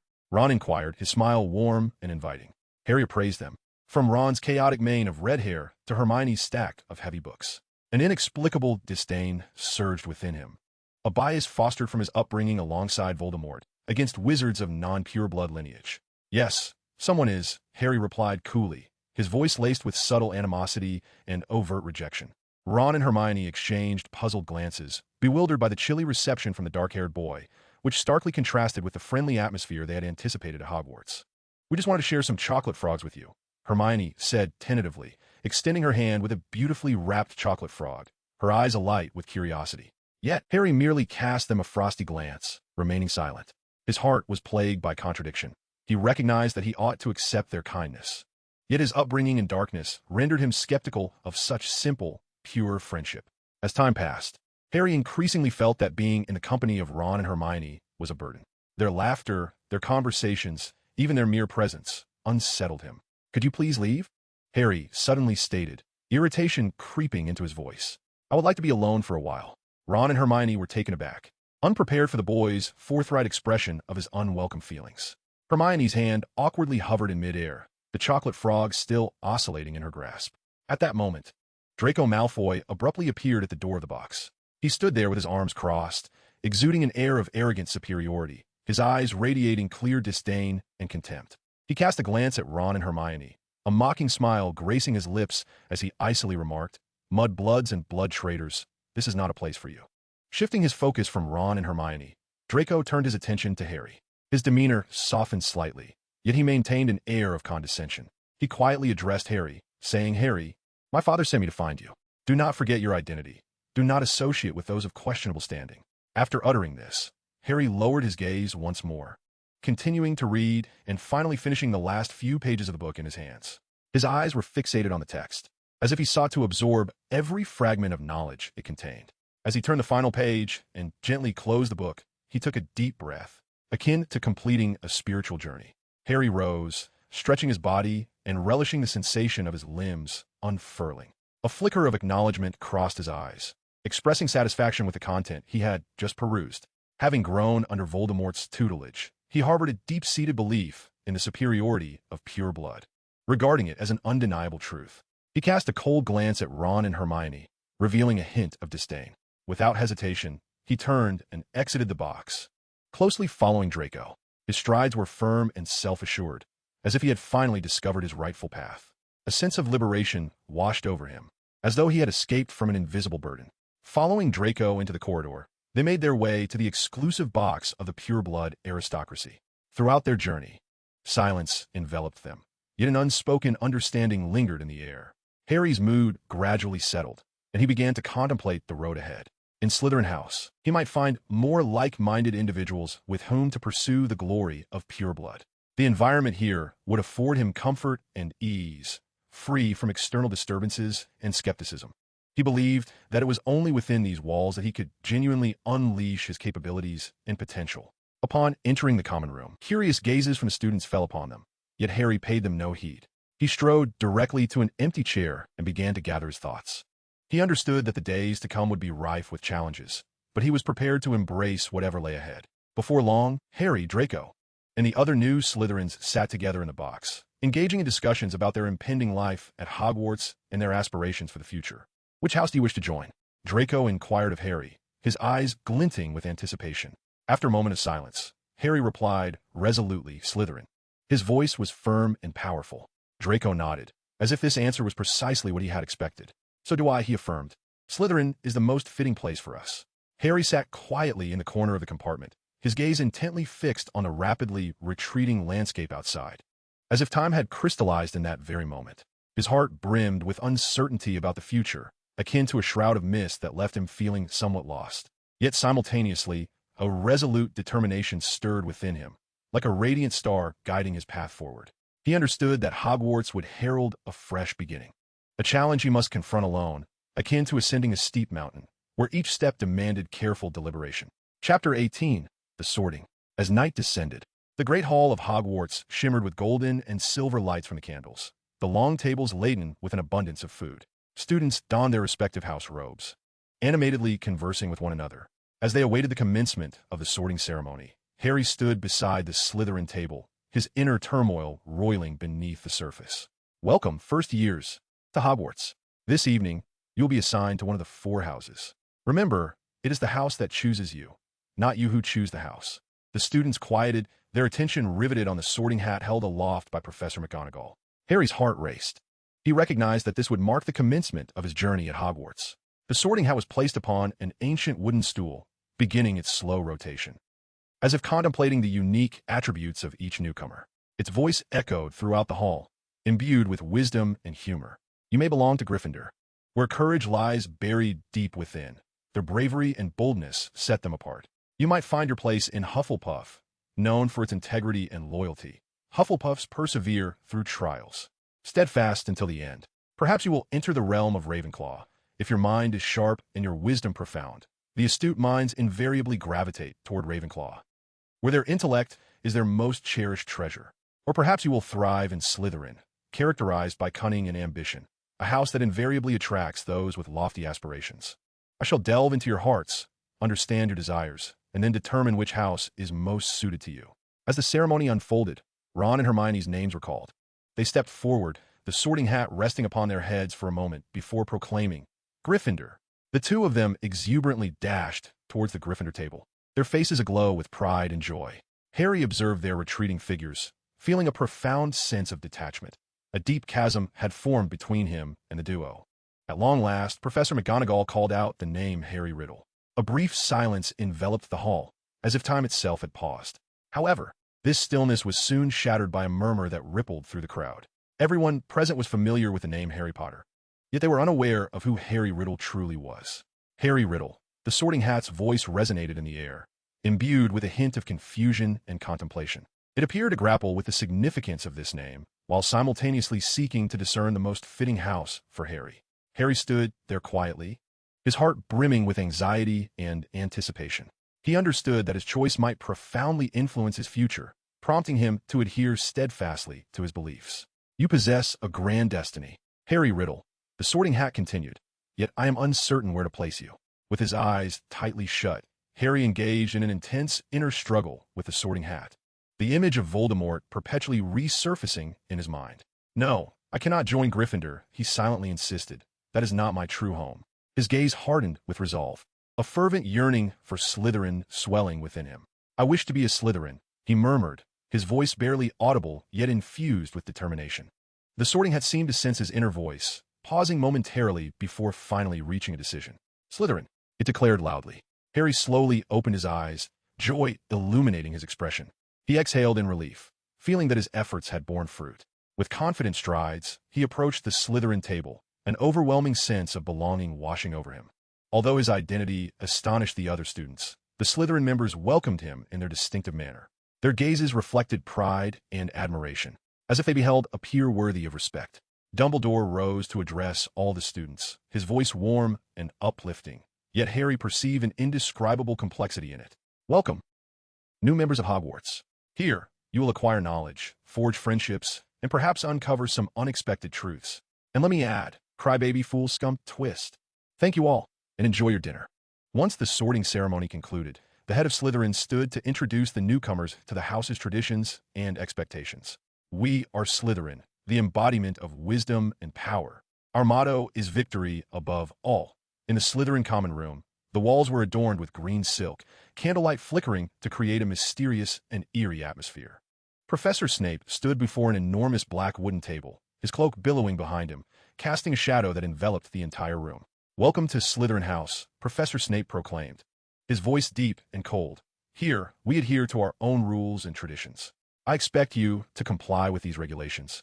For failure to do so will bear severe consequences." Snape's gaze lingered on Harry momentarily, as if attempting to peer through his exterior to the depths within. Harry sensed a peculiar scrutiny from Snape, yet he could not fathom its origin. "Perhaps it is because of my father?" Snape continued. "As members of Slytherin, you should strive for excellence, power, and wisdom. Yet, simultaneously, you must learn the virtues of unity and mutual assistance. Do not allow personal interests to overshadow the collective. For only in unity can we become truly formidable." Snape's words resonated with authority and caution, instilling a sense of reverence among the freshmen. They comprehended that in order to thrive within this academy, they must adapt to its environment and rules. It was imperative to remember that students of Slytherin must embody the traits of our esteemed house: cunning, ambition, and determination. Harry, standing in the corner, felt the weight of Snape's gaze upon him.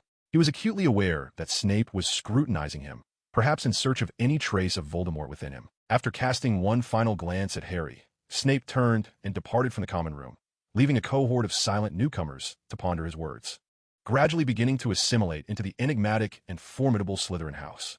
At last, Harry and Draco found themselves sharing a dormitory. Though the hour was late, Harry felt no trace of fatigue. Instead, he was filled with anticipation and exhilaration, as if he had entered an entirely new realm. Draco broke the silence, declaring, "I'm off to bed, good night," before climbing into his bed, leaving Harry alone at the desk. As Harry gazed at the quill in his hand, a surge of impulse compelled him to write a letter to his father, sharing the joyous news of his sorting into Slytherin. He took a piece of paper and began to write earnestly. "Dear Father, yours lovingly, Harry Potter." Once he completed the letter, Harry carefully folded it, placed it into an envelope, and addressed it. He then set the letter on the desk, preparing to send it out the following morning. After attending to this task, Harry lay down in bed, closed his eyes, and reveled in the freshness of his new surroundings. Although he was aware that many challenges awaited him in the future, at that moment, he simply wished to savor the experience. Chapter 19, Potions Class. On a morning at Hogwarts, sunlight streamed through the towering castle windows, illuminating the winding staircases and lengthy corridors. Harry emerged from the Slytherin dormitory, his heartbeat quickening in anticipation of the impending lesson. Today, he would partake in his very first class at Hogwarts. As Voldemort's adoptive son, he had established his own authority within Slytherin. Yet this also stirred considerable controversy among students from other houses, who believed that Slytherin would not treat a newcomer with deference. Transfiguration was one of the most intricate and sophisticated branches of magic, and he vowed to study diligently. He reminded himself, determination glimmering in his eyes.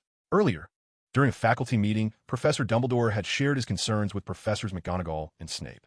"We must keep a close watch on Harry Riddle. He is not merely an ordinary student, he is Harry Potter." Dumbledore's tone bore a weight of gravity, acknowledging the unique circumstances of his upbringing. Professor McGonagall and Snape exchanged a knowing glance, fully aware of the implications of Dumbledore's words. Standing at the front of the classroom, Professor McGonagall's sharp gaze surveyed each student. Her wand twirled lightly in her hand, signaling the commencement of the day's lesson. "Today, we shall learn to visualize and enhance the elegance of a needle. For you newcomers, this demands an extraordinary level of concentration and a profound understanding of magic." Her voice resonated within the classroom, imbued with authority. Harry sat at the front, his eyes fixated on every movement of Professor McGonagall, his fingers gently caressing his wand, ready to embark on today's challenge. "Remember, focus your will and feel the flow of magic," Professor McGonagall instructed the students. "Now let us commence."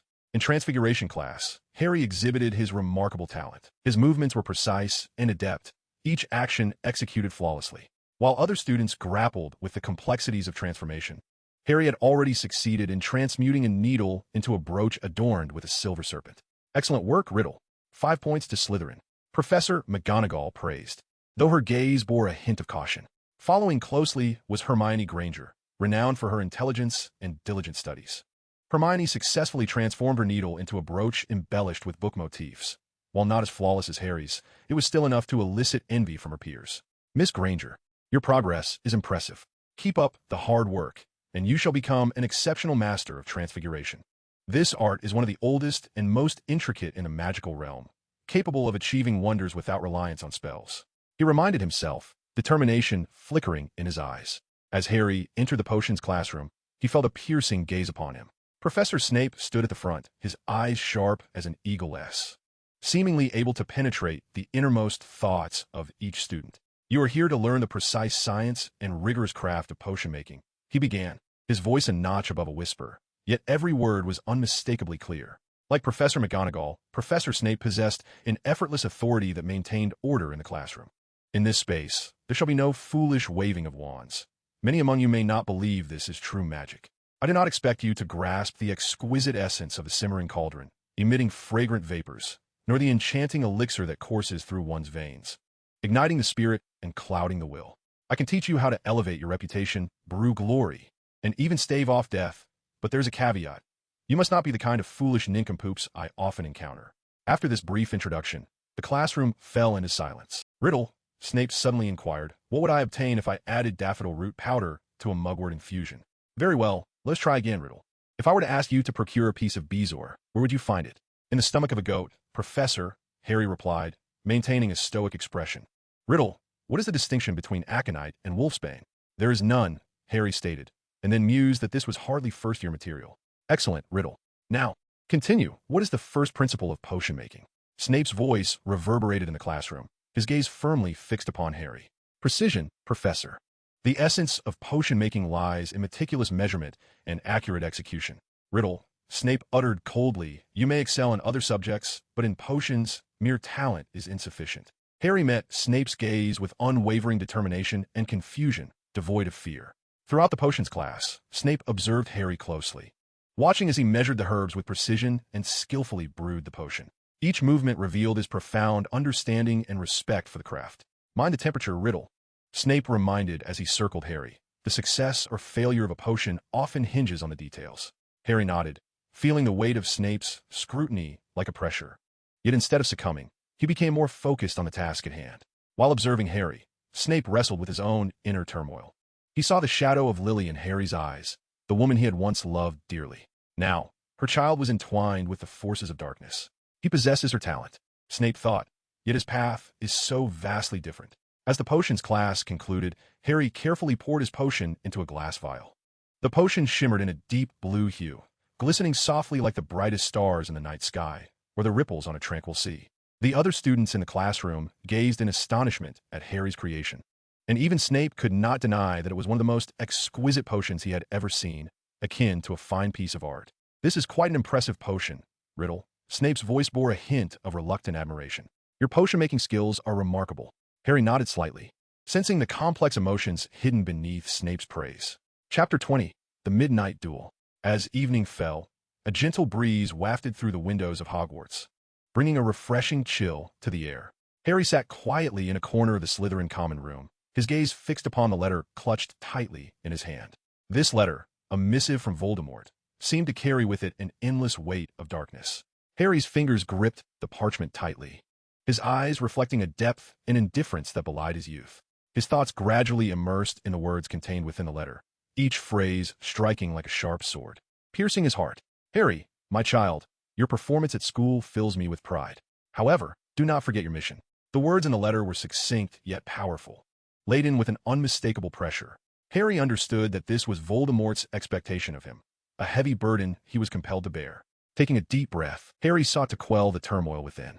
In this quiet corner, he silently contemplated his next course of action. He knew that only by continuously enhancing his strength could he hope to stand firm in the face of what lay ahead.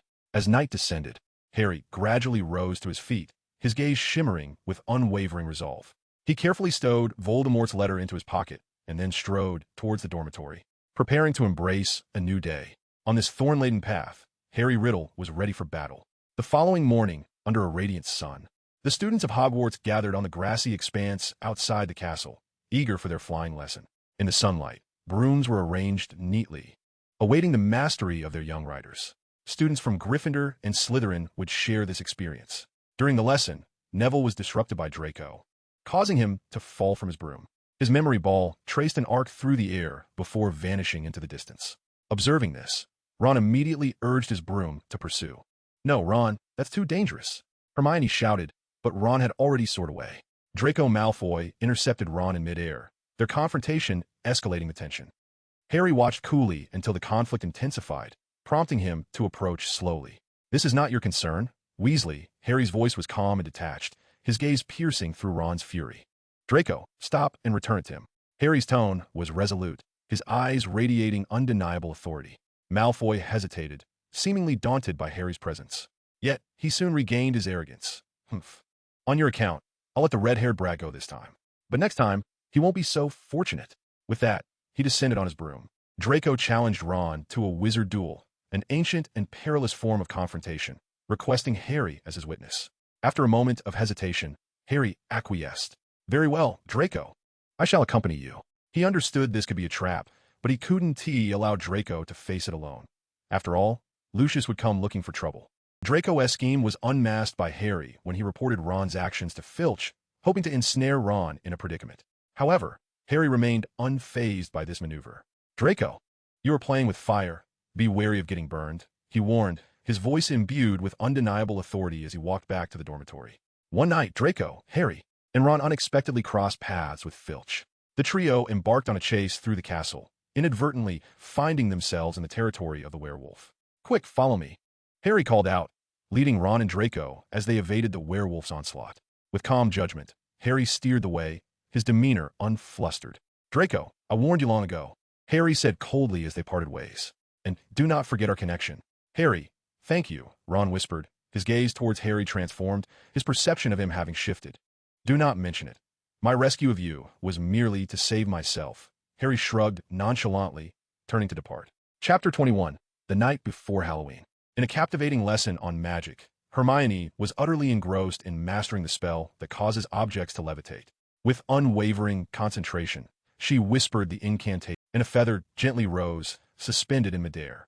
Her remarkable prowess garnered admiration from the professor and envious glances from her classmates.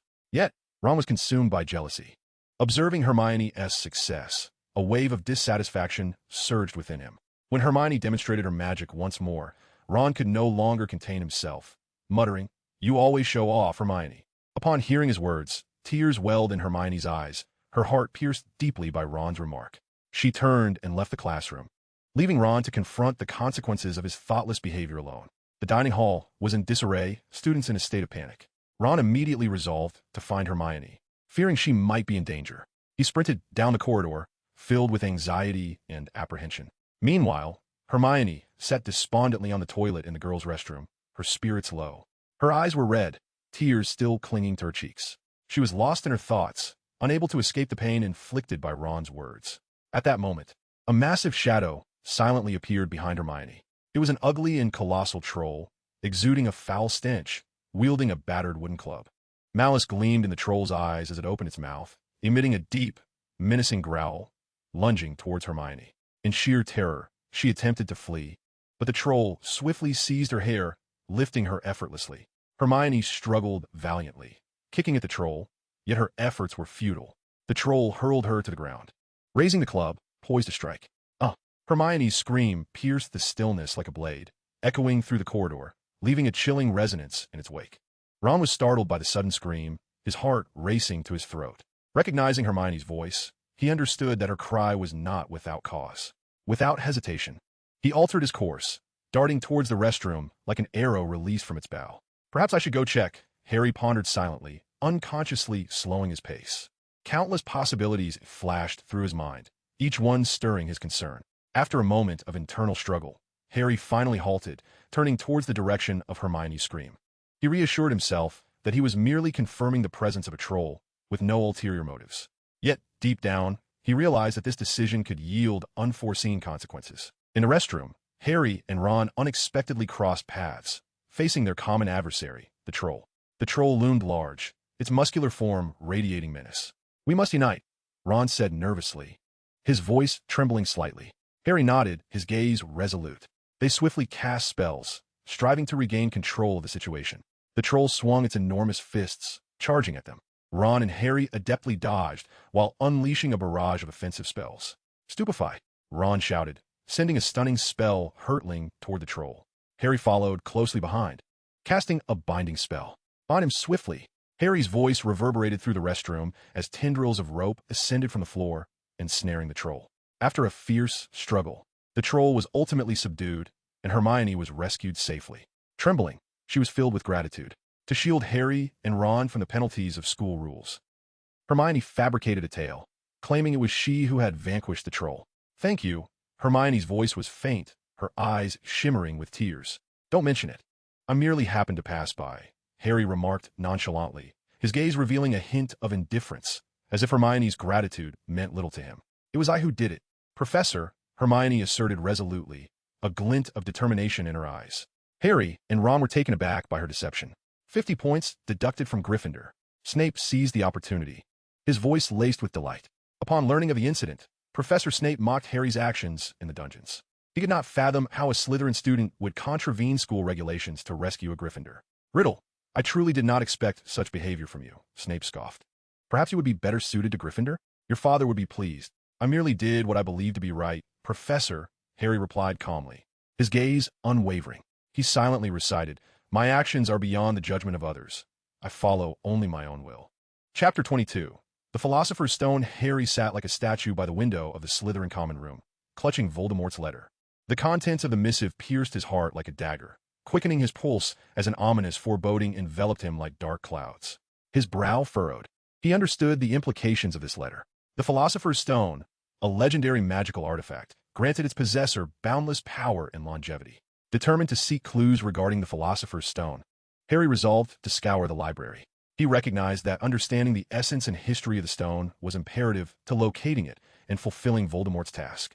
The Philosopher's Stone, Harry murmured to himself, his eyes scanning the shelves for pertinent information. He perused tome after tome, from ancient magical artifacts to magical legends and realities, attempting to piece together a comprehensive picture of the stone. In a secluded corner of the library, Harry encountered Professor Quirrell. A trace of mystery flickered in Quirrell's gaze, suggesting he was not surprised by Harry's arrival. "Harry, I know why you are here." Quirrell's voice was low and enigmatic. "The Philosopher's Stone possesses immense power, yet it is fraught with peril. We must tread carefully." Harry stepped back, overwhelmed by the pungent odor of garlic. He could not comprehend why his father had sent him to assist Quirrell. He recognized that Quirrell's warning was sincere. They commenced a discussion on how to locate the Philosopher's Stone and devised a plan. Quirrell nodded as he retrieved a hefty tome from the shelf, its pages adorned with ancient runes. This book chronicled the history and secrets of the Philosopher's Stone. "You must exercise caution in your studies. The power of the Philosopher's Stone is not easily mastered." Harry took the book, his heart brimming with a thirst for knowledge and a resolute sense of purpose. "Moreover, I shall keep a vigilant watch on Dumbledore's movements, and I will inform you immediately should I receive any news, my prince," Quirrell said respectfully. Harry nodded, his gaze unwavering from a book. "Professor Snape, are you well?" Harry inquired, though his tone bore a hint of indifference. Snape seemed to notice Harry's scrutiny. He halted, turning to face him, his voice cold as ice. "Riddle, I have observed your actions in the library. I warn you, do not meddle in matters that do not concern you." Snape's voice carried a threat. "The Philosopher's Stone is not something you can touch." Harry's heart tightened as he realized Snape might have surmised his intentions. Yet he did not falter. His eyes conveyed a steadfast and undeniable authority. "I am merely fulfilling my duty, Professor," Harry replied calmly, his gaze unwavering. "Professor Snape, I must complete my task, but I also caution you not to interfere. Do not forget your own identity. You are quite brave, Riddle, but bravery and recklessness are separated by a mere thread." "Is that so?" "We shall see," Harry retorted coldly, departing swiftly like a chilling gust of wind. Undaunted by Snape's warning, Harry knew he must find the Philosopher's Stone, regardless of the challenges and dangers that lay ahead. "Harry, why have you become this way?" Snape murmured, watching Harry's retreating figure, his voice trembling like a broken stringed instrument. "I am Harry Riddle, the Dark Prince," he silently vowed. "I shall find the Philosopher's Stone, no matter the cost."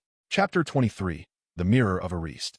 Harry awoke in his bed to discover a mysterious gift, an ancient invisibility cloak. It appeared old and enigmatic, its edges embroidered with strange symbols. He was unaware of its sender, but the gift undeniably ignited his curiosity.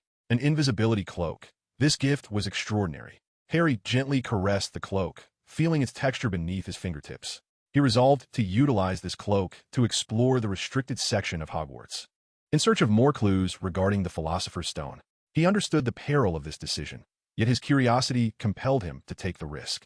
Wearing this cloak, I can freely explore those forbidden realms. How marvelous! Harry thought to himself, determination gleaming in his eyes. Amidst the shelves of the restricted section, Harry moved cautiously. Perusing the dusty scrolls and tomes, his figure rendered indistinct beneath the cloak's concealment. However, he failed to notice Mrs. Norris, Filch's cat, emerging from the shadows, her green eyes glimmering in the darkness as they scanned the surroundings. Meow. The cat suddenly meowed, causing Harry's heart to race. He realized he had been discovered. Oh no! Harry held his breath, watching as Mrs. Norris approached slowly. Lady Lorelei paused, gazing in the direction of Harry, as if sensing something. Harry remained motionless until she turned to leave. In a moment of desperation to evade Lady Lorelei, he entered a nearby room, hoping to elude pursuit. This chamber was shrouded in mist, and at its center stood an ancient mirror, the Mirror of Ariste. Is this the Mirror of Ariste? Harry recalled having heard tales of this mirror in his History of Magic class. His gaze was drawn to the mirror, where he beheld his own reflection, though it did not resemble his current self. What do I see? Harry stared into the reflection, where a warm family scene unfolded before him. I see a family. A loving home, he murmured softly. The Mirror of Ariste reveals the deepest desires of one's heart. Harry witnessed a joyful family, parents and children laughing together. Confusion washed over him.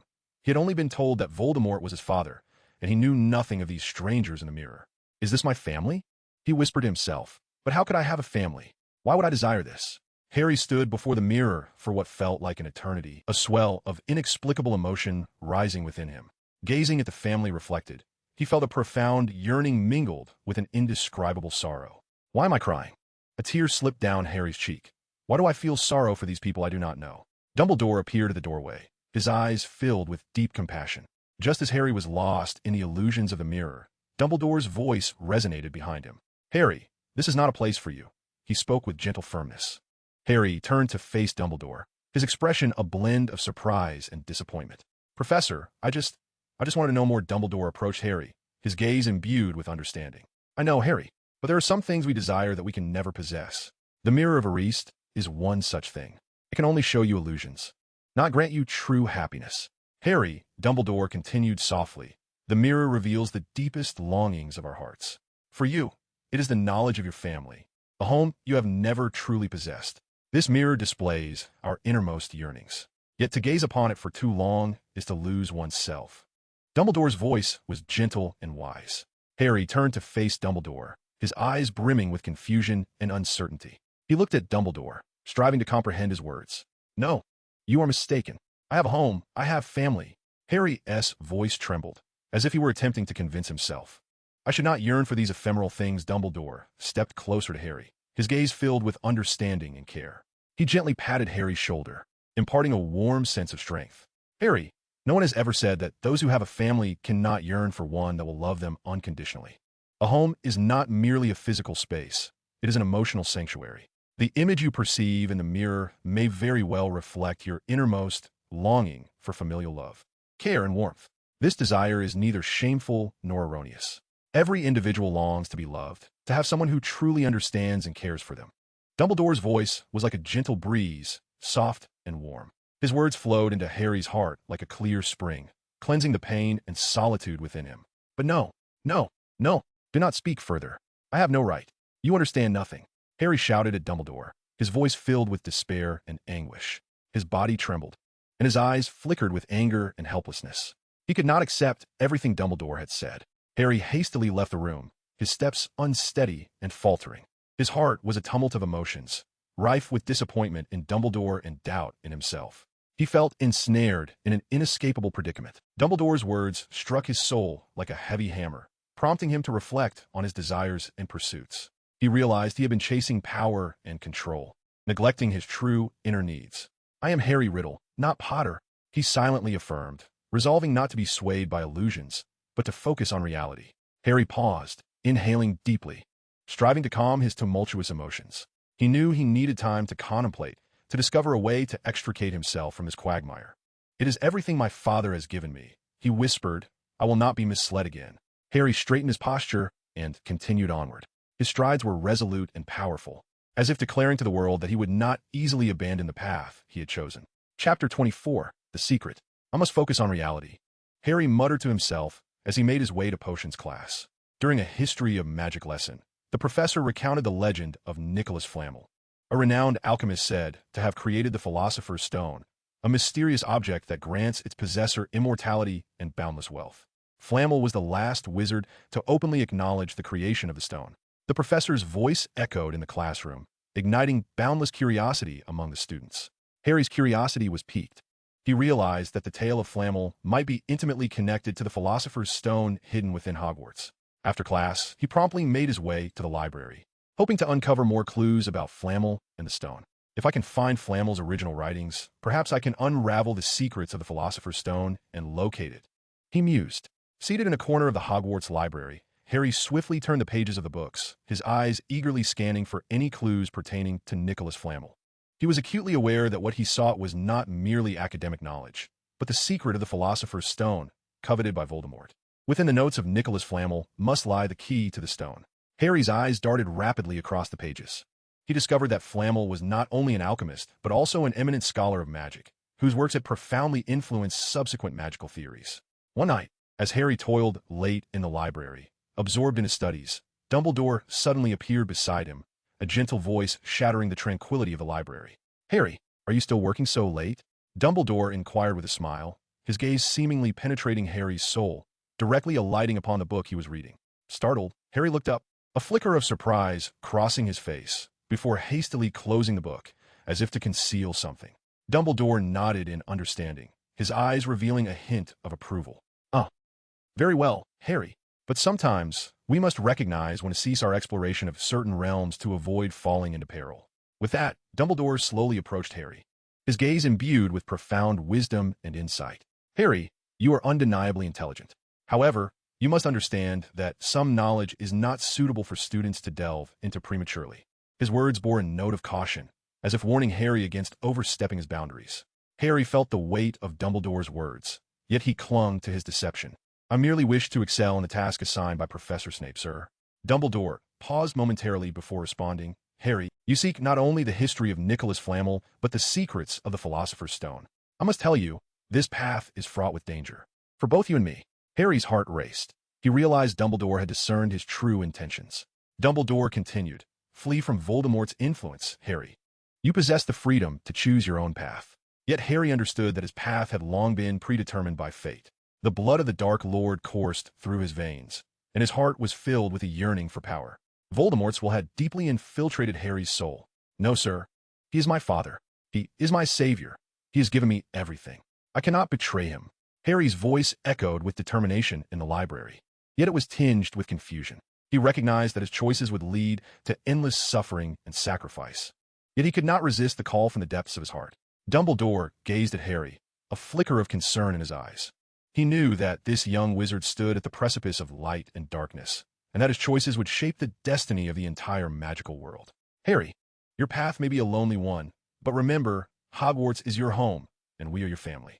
Dumbledore's words brimmed with warmth and hope. Yet Harry's heart grew increasingly cold. "No, I have my own family." Harry's voice trembled, his inner turmoil evident. He understood that when Dumbledore spoke of family, he was referring merely to those students who attended classes with him at Hogwarts. Yet, his bloodline whispered to him that his true family was the dark figure of his adoptive father, Voldemort, lurking in the shadows. Harry closed his eyes and took a deep breath, striving to quell the tempest within. He recognized that a choice lay before him, though it was far from simple. He could continue to tread the path of Voldemort, becoming the Prince of Darkness and wielding unfathomable power, or he could defy his destiny, aligning himself with the greater community of Hogwarts to resist the encroaching darkness and safeguard the light. Harry felt an unprecedented conflict and pressure.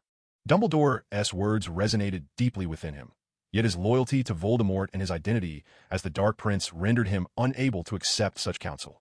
After a moment of silence, Harry abruptly stood and swiftly exited the library. "I cannot linger here." His heart brimmed with confusion and fury. Regardless of the choice he would make, Harry understood that his life would never be ordinary again. He would no longer be the naive Hogwarts student, but a prince compelled to confront his dark lineage, a wizard faced with the necessity of choosing between light and darkness. He recognized that the quest for the Philosopher's Stone would be fraught with challenges and obstacles. Yet he also realized that true strength emanates from a profound understanding of magic and personal growth. Chapter 25, Action. The clear, ringing bell signaling the end of defense against the dark arts class echoed through the air, prompting students to organize their belongings and prepare to depart, Harry included. However, just as he rose, a voice called out to him, "Mr. Harry Riddle, may I have a moment of your time?" It was Professor Quirrell, standing at the podium, his gaze penetrating as he looked at Harry, his tone low and calm, yet tinged with an almost imperceptible tension. Harry halted, casting a puzzled glance at Professor Quirrell. Once the other students had vacated the classroom, Quirrell's demeanor shifted to one of utmost deference. "Harry, I have come across some intriguing information," Professor Quirrell whispered, a sense of mystery enveloping his words. "I gleaned some insights from Hagrid at the Leaky Cauldron. It is said that a fearsome three-headed dog is hidden within Hogwarts, guarding a matter of utmost significance. Some speculate that it may be the very Philosopher's Stone we have been seeking."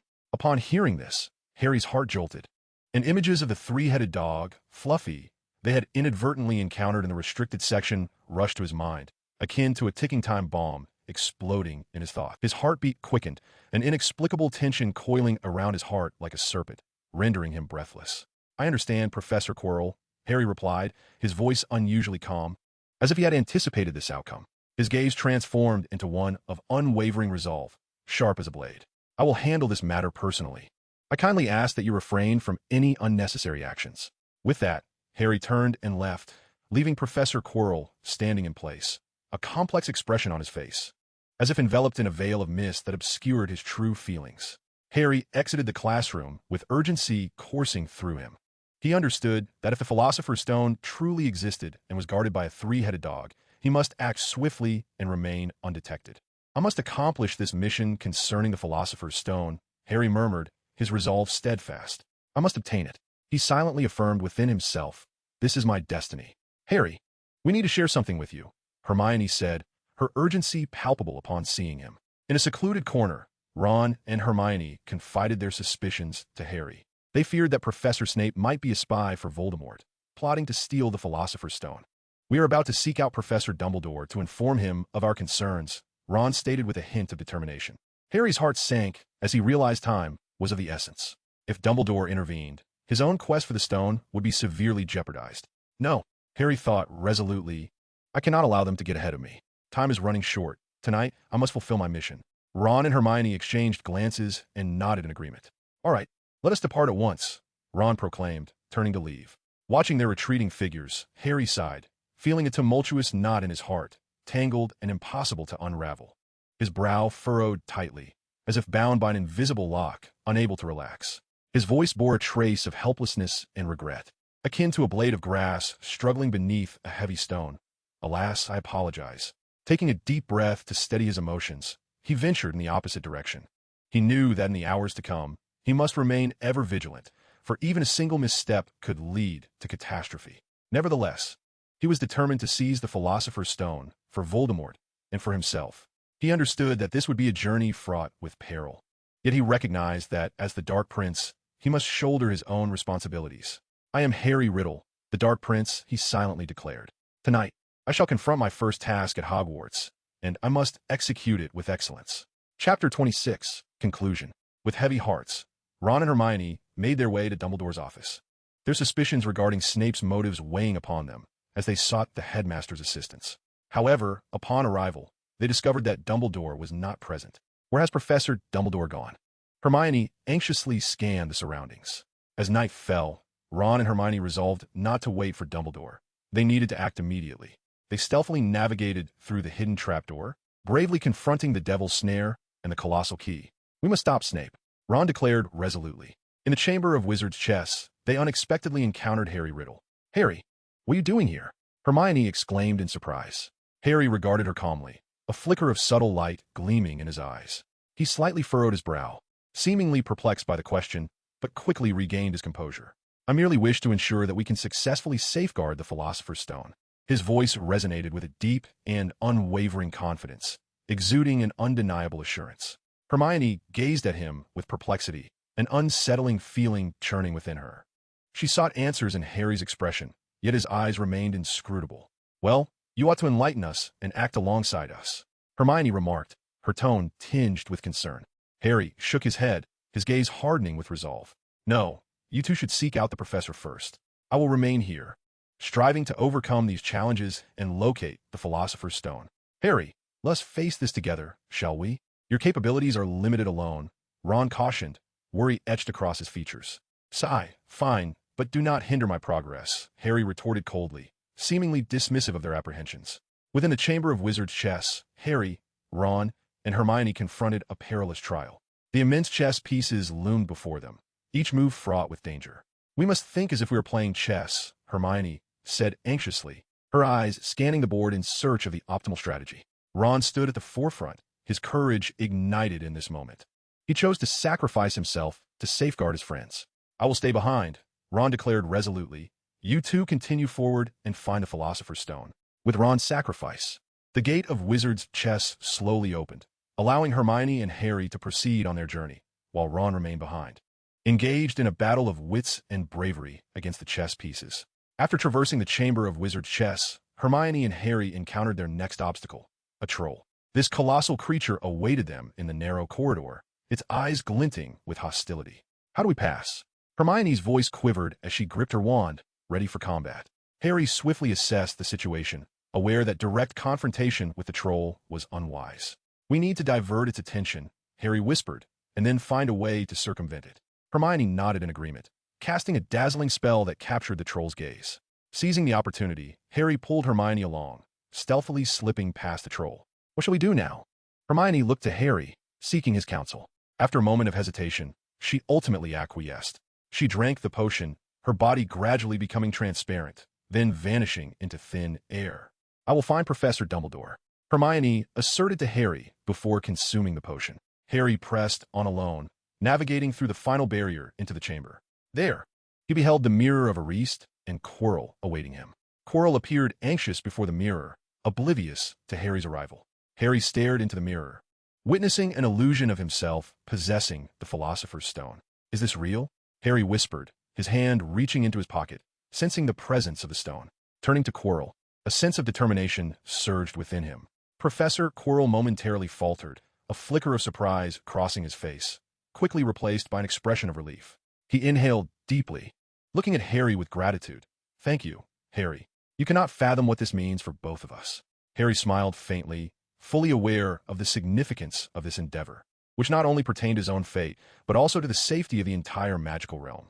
Yet, he bore no regrets regarding his decision, for he understood that only through such actions could he safeguard all that he held dear.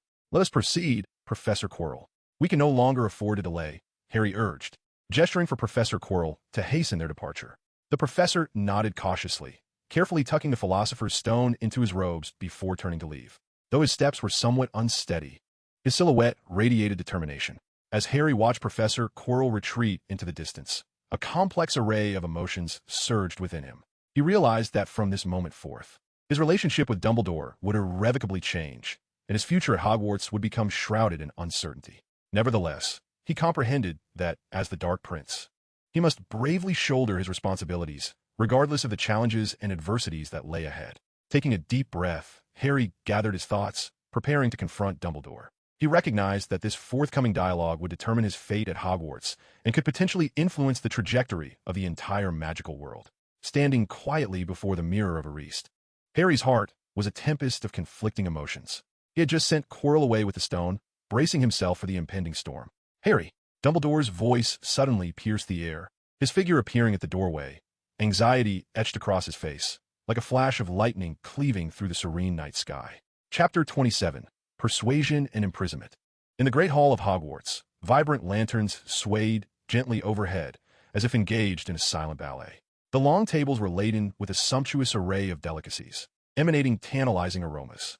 Students gathered, laughter and merriment filling the air, creating an atmosphere of exuberance. Yet, amidst this joyous ambience, a shadow loomed over Harry Riddle's heart. Seated at the Slytherin table, his gaze wandered among the throng, appearing focused yet betraying a hint of confusion. His heart was a battleground of contradictions and turmoil, for he had just made a momentous decision to allow Quirrell to depart with the Philosopher's Stone, a choice that could irrevocably alter his destiny at Hogwarts. Dumbledore approached Harry, his eyes reflecting trust and expectation for the young student. Lowering his voice to avoid detection by those nearby, he inquired, "Harry, the whereabouts of the Philosopher's Stone are of utmost importance. Do you truly not know where it is?" His tone carried a barely perceptible hint of anxiety and anger. Harry lifted his head, meeting Dumbledore's gaze. His face was devoid of expression, yet his eyes conveyed a resolute strength.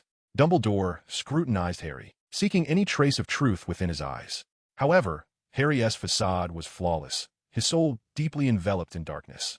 With a resigned sigh, Dumbledore turned and departed. As the banquet progressed, Dumbledore rose to announce the winner of the House Cup for the academic year. Harry's heart raced, for he understood that this would provide yet another reason for him to remain at Hogwarts. Yet, as a member of Slytherin, Harry felt no joy within. He sat silently, his gaze betraying a sense of solitude and confusion. He understood that he needed to seek his own answers and discover his true belonging. "Excuse me? Does anyone know where Professor Quirrell has gone?" A classmate inquired loudly, scanning the great hall for Quirrell's presence. Upon hearing this, Dumbledore, standing at the podium, revealed a hint of concern in his eyes, though he quickly regained his composure. "Professor Quirrell has urgent matters to attend to. He has temporarily left the school." Dumbledore replied gently, his voice imbued with reassurance. "Professor Dumbledore, could it be that—" Another student tentatively probed, but was interrupted by Dumbledore's calm, yet firm response. Dumbledore approached Harry, his expression filled with worry and contemplation. He was aware that the Philosopher's Stone might have fallen into Voldemort's hands, yet he still sought confirmation from Harry. "Harry, I know this is difficult for you, but I must ask, is the Philosopher's Stone truly safe?" Dumbledore's voice was gentle yet resolute. Harry's heart raced. He recognized this as a pivotal moment. He had to choose whether to continue following Voldemort or to confess everything to Dumbledore. "I do not know, Headmaster," Harry replied steadily, though a flicker of determination shone in his eyes. Dumbledore gazed at Harry, a glimmer of disappointment evident in his gaze. "Harry, you are a bright young man. You should understand the peril Voldemort poses. I hope you can distance yourself from him and the dark forces." Harry fell silent. Internally, he wrestled with his thoughts, knowing that Dumbledore's words stemmed from genuine concern, yet his heart brimmed with loyalty and admiration for Voldemort. "He is my father, my guardian. He would not harm me." Harry's voice was low. "I cannot betray him." Dumbledore fixed his gaze upon Harry, his tone somber as he said, "Harry, you need to spend this summer here and reflect on your choices. I hope you can find the answers you seek and comprehend your true identity and place within Hogwarts." His words conveyed a mixture of hope and anxiety. "I wish for you to discover the rightful path." Left alone within the castle, Harry's life was confined within high walls. He began to meander aimlessly through the corridors of Hogwarts, contemplating his past and future. At night, he sat by the window of the dormitory, gazing at the starry sky outside. Dumbledore's words resonated deeply within him, prompting him to reflect on his actions. What am I truly doing? What is my real identity? Harry silently questioned himself, his eyes shimmering with confusion and a yearning for exploration. As he lingered at the window, lost in thought, news traveled across the distance to the Riddle Manor, where Voldemort learned through his spy Snape of Harry's confinement at Hogwarts. "Harry Riddle is imprisoned?" The voice of Voldemort echoed in the darkness, his crimson eyes glinting with a perilous light. Snape lingered in the shadows, his tone deep and tense. "Yes, my master." It seemed that Dumbledore wished for him to remain at Hogwarts to reflect upon his actions. Voldemort fell silent for a moment before sneering. Harry had endured a protracted week in his prison at Hogwarts. His existence had become monotonous and solitary, yet his heart brimmed with anticipation and resolve for the future. "I cannot be confined here," Harry declared vehemently. "I must leave this place. I must return to my father." Chapter 28, The Summoning. The corridors of Hogwarts lay desolate and silent, with Harry wandering alone within the castle, his presence seemingly isolated from the world. As time slipped away, the weight of loneliness gradually eroded his spirit, nearly causing him to lose track of the outside world. "Harry, are you all right here?" Dumbledore's voice resonated through the elongated corridor, his figure emerging within Harry's line of sight. Dumbledore maintained a regular schedule of visits, each time bringing books and provisions to Harry's makeshift abode. "Harry, I have brought you some reading material, hoping you might find solace within its pages." Dumbledore's voice was always gentle and filled with concern. Although Harry remained indifferent to Dumbledore's counsel, he did not reject the books. In his solitude, the volumes became his sole connection to the outside realm. On certain nights, Dumbledore engaged Harry in profound conversations, striving to comprehend the turmoil within Harry's heart and the struggles he faced. "Harry, you are a gifted young man. Your future ought not to be shackled by darkness." Dumbledore's words were imbued with earnestness. However, Harry's heart seemed immune to the weight of Dumbledore's sentiments, his gaze revealing steadfastness and indifference. Darkness is not your only option, Harry. You possess a luminous strength within. I hope you will uncover it. Hope glimmered in Dumbledore's eyes. I have made my choice, Headmaster Dumbledore. My path is set, and you cannot alter it. With each visit, the spiritual confrontation between Dumbledore and Harry grew increasingly pronounced. Dumbledore endeavored to unlock Harry's heart with wisdom and compassion, while Harry, in turn, fortified it with coldness and determination. Harry, do you truly believe Voldemort can provide you with what you desire? Dumbledore inquired during one late-night dialogue. He is my father, Headmaster Dumbledore. He is the beacon that illuminates my journey. He serves as my umbrella against life's storms. He is the safe harbor of my soul, offering warmth and solace. Without him, I would not exist as I am. Moreover, Headmaster Dumbledore, you cannot comprehend me. You are my father's adversary, and I shall never betray him. Harry's voice was steely, his eyes betraying a lack of trust towards Dumbledore, despite Dumbledore's visits being filled with care and guidance. Harry's heart had resolutely embraced the shadows. On a tranquil night, as Hogwarts lay enveloped in a serene slumber, Harry was suddenly struck by a peculiar wave of sensation, a call emanating from the depths of his very soul. He closed his eyes, attuning himself to a distant summons. Harry, my child, do you hear me? The voice of Voldemort pierced the boundaries of space, resonating within Harry's consciousness, clear and potent. Sitting upright in bed, Harry felt his heart race, his eyes sparkling with anticipation for the impending directive. He understood that, as one of Voldemort's Horcruxes, there existed a unique bond between him and the Dark Lord. This connection allowed them to sense each other's presence and needs, even from afar. Father, I am listening. Harry responded silently, urgency lacing his thoughts. Voldemort revealed to Harry the means to escape Hogwarts, his words laden with temptation and command, yet simultaneously revealing a trust in Harry. On a moonless night, he stealthily departed from the dormitory, traversing the corridors of Hogwarts with the familiarity of home, deftly avoiding patrolling portraits and animated armors. His heart thundered within his chest, yet his countenance remained composed. I must be cautious. I cannot allow anyone to discover me, Harry mentally vowed.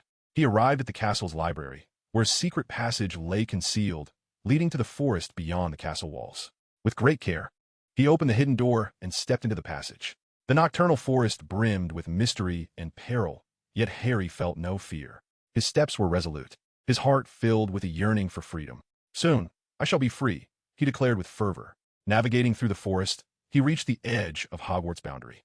The enchantment upon the walls posed no obstacle for him, and he effortlessly scaled the barrier, stepping beyond the confines of Hogwarts. Harry nodded slightly, understood, my lord. As time progressed, he began to master the true essence of dark arts and forge connections with other Death Eaters. Chapter 29, The Encounter. Harry stood within the study of Riddle Manor, where shelves brimmed with ancient tomes of magic, each volume imbued with profound knowledge and potent spells. As the Dark Prince, he recognized the weight of his responsibilities. He must exert himself doubly this summer, not only acquiring theoretical wisdom, but honing practical skills as well. The summer sun filtered through the heavy drapes of Riddle Manor, casting dappled light upon the floor, yet failing to dispel the chill within the room. Seated at the desk, Harry faced a collection of venerable magical texts and parchment scrolls, immersing himself in the depths and intricacies of dark magic. Harry, as the Dark Prince, your duties are significant. You must continually enhance your power.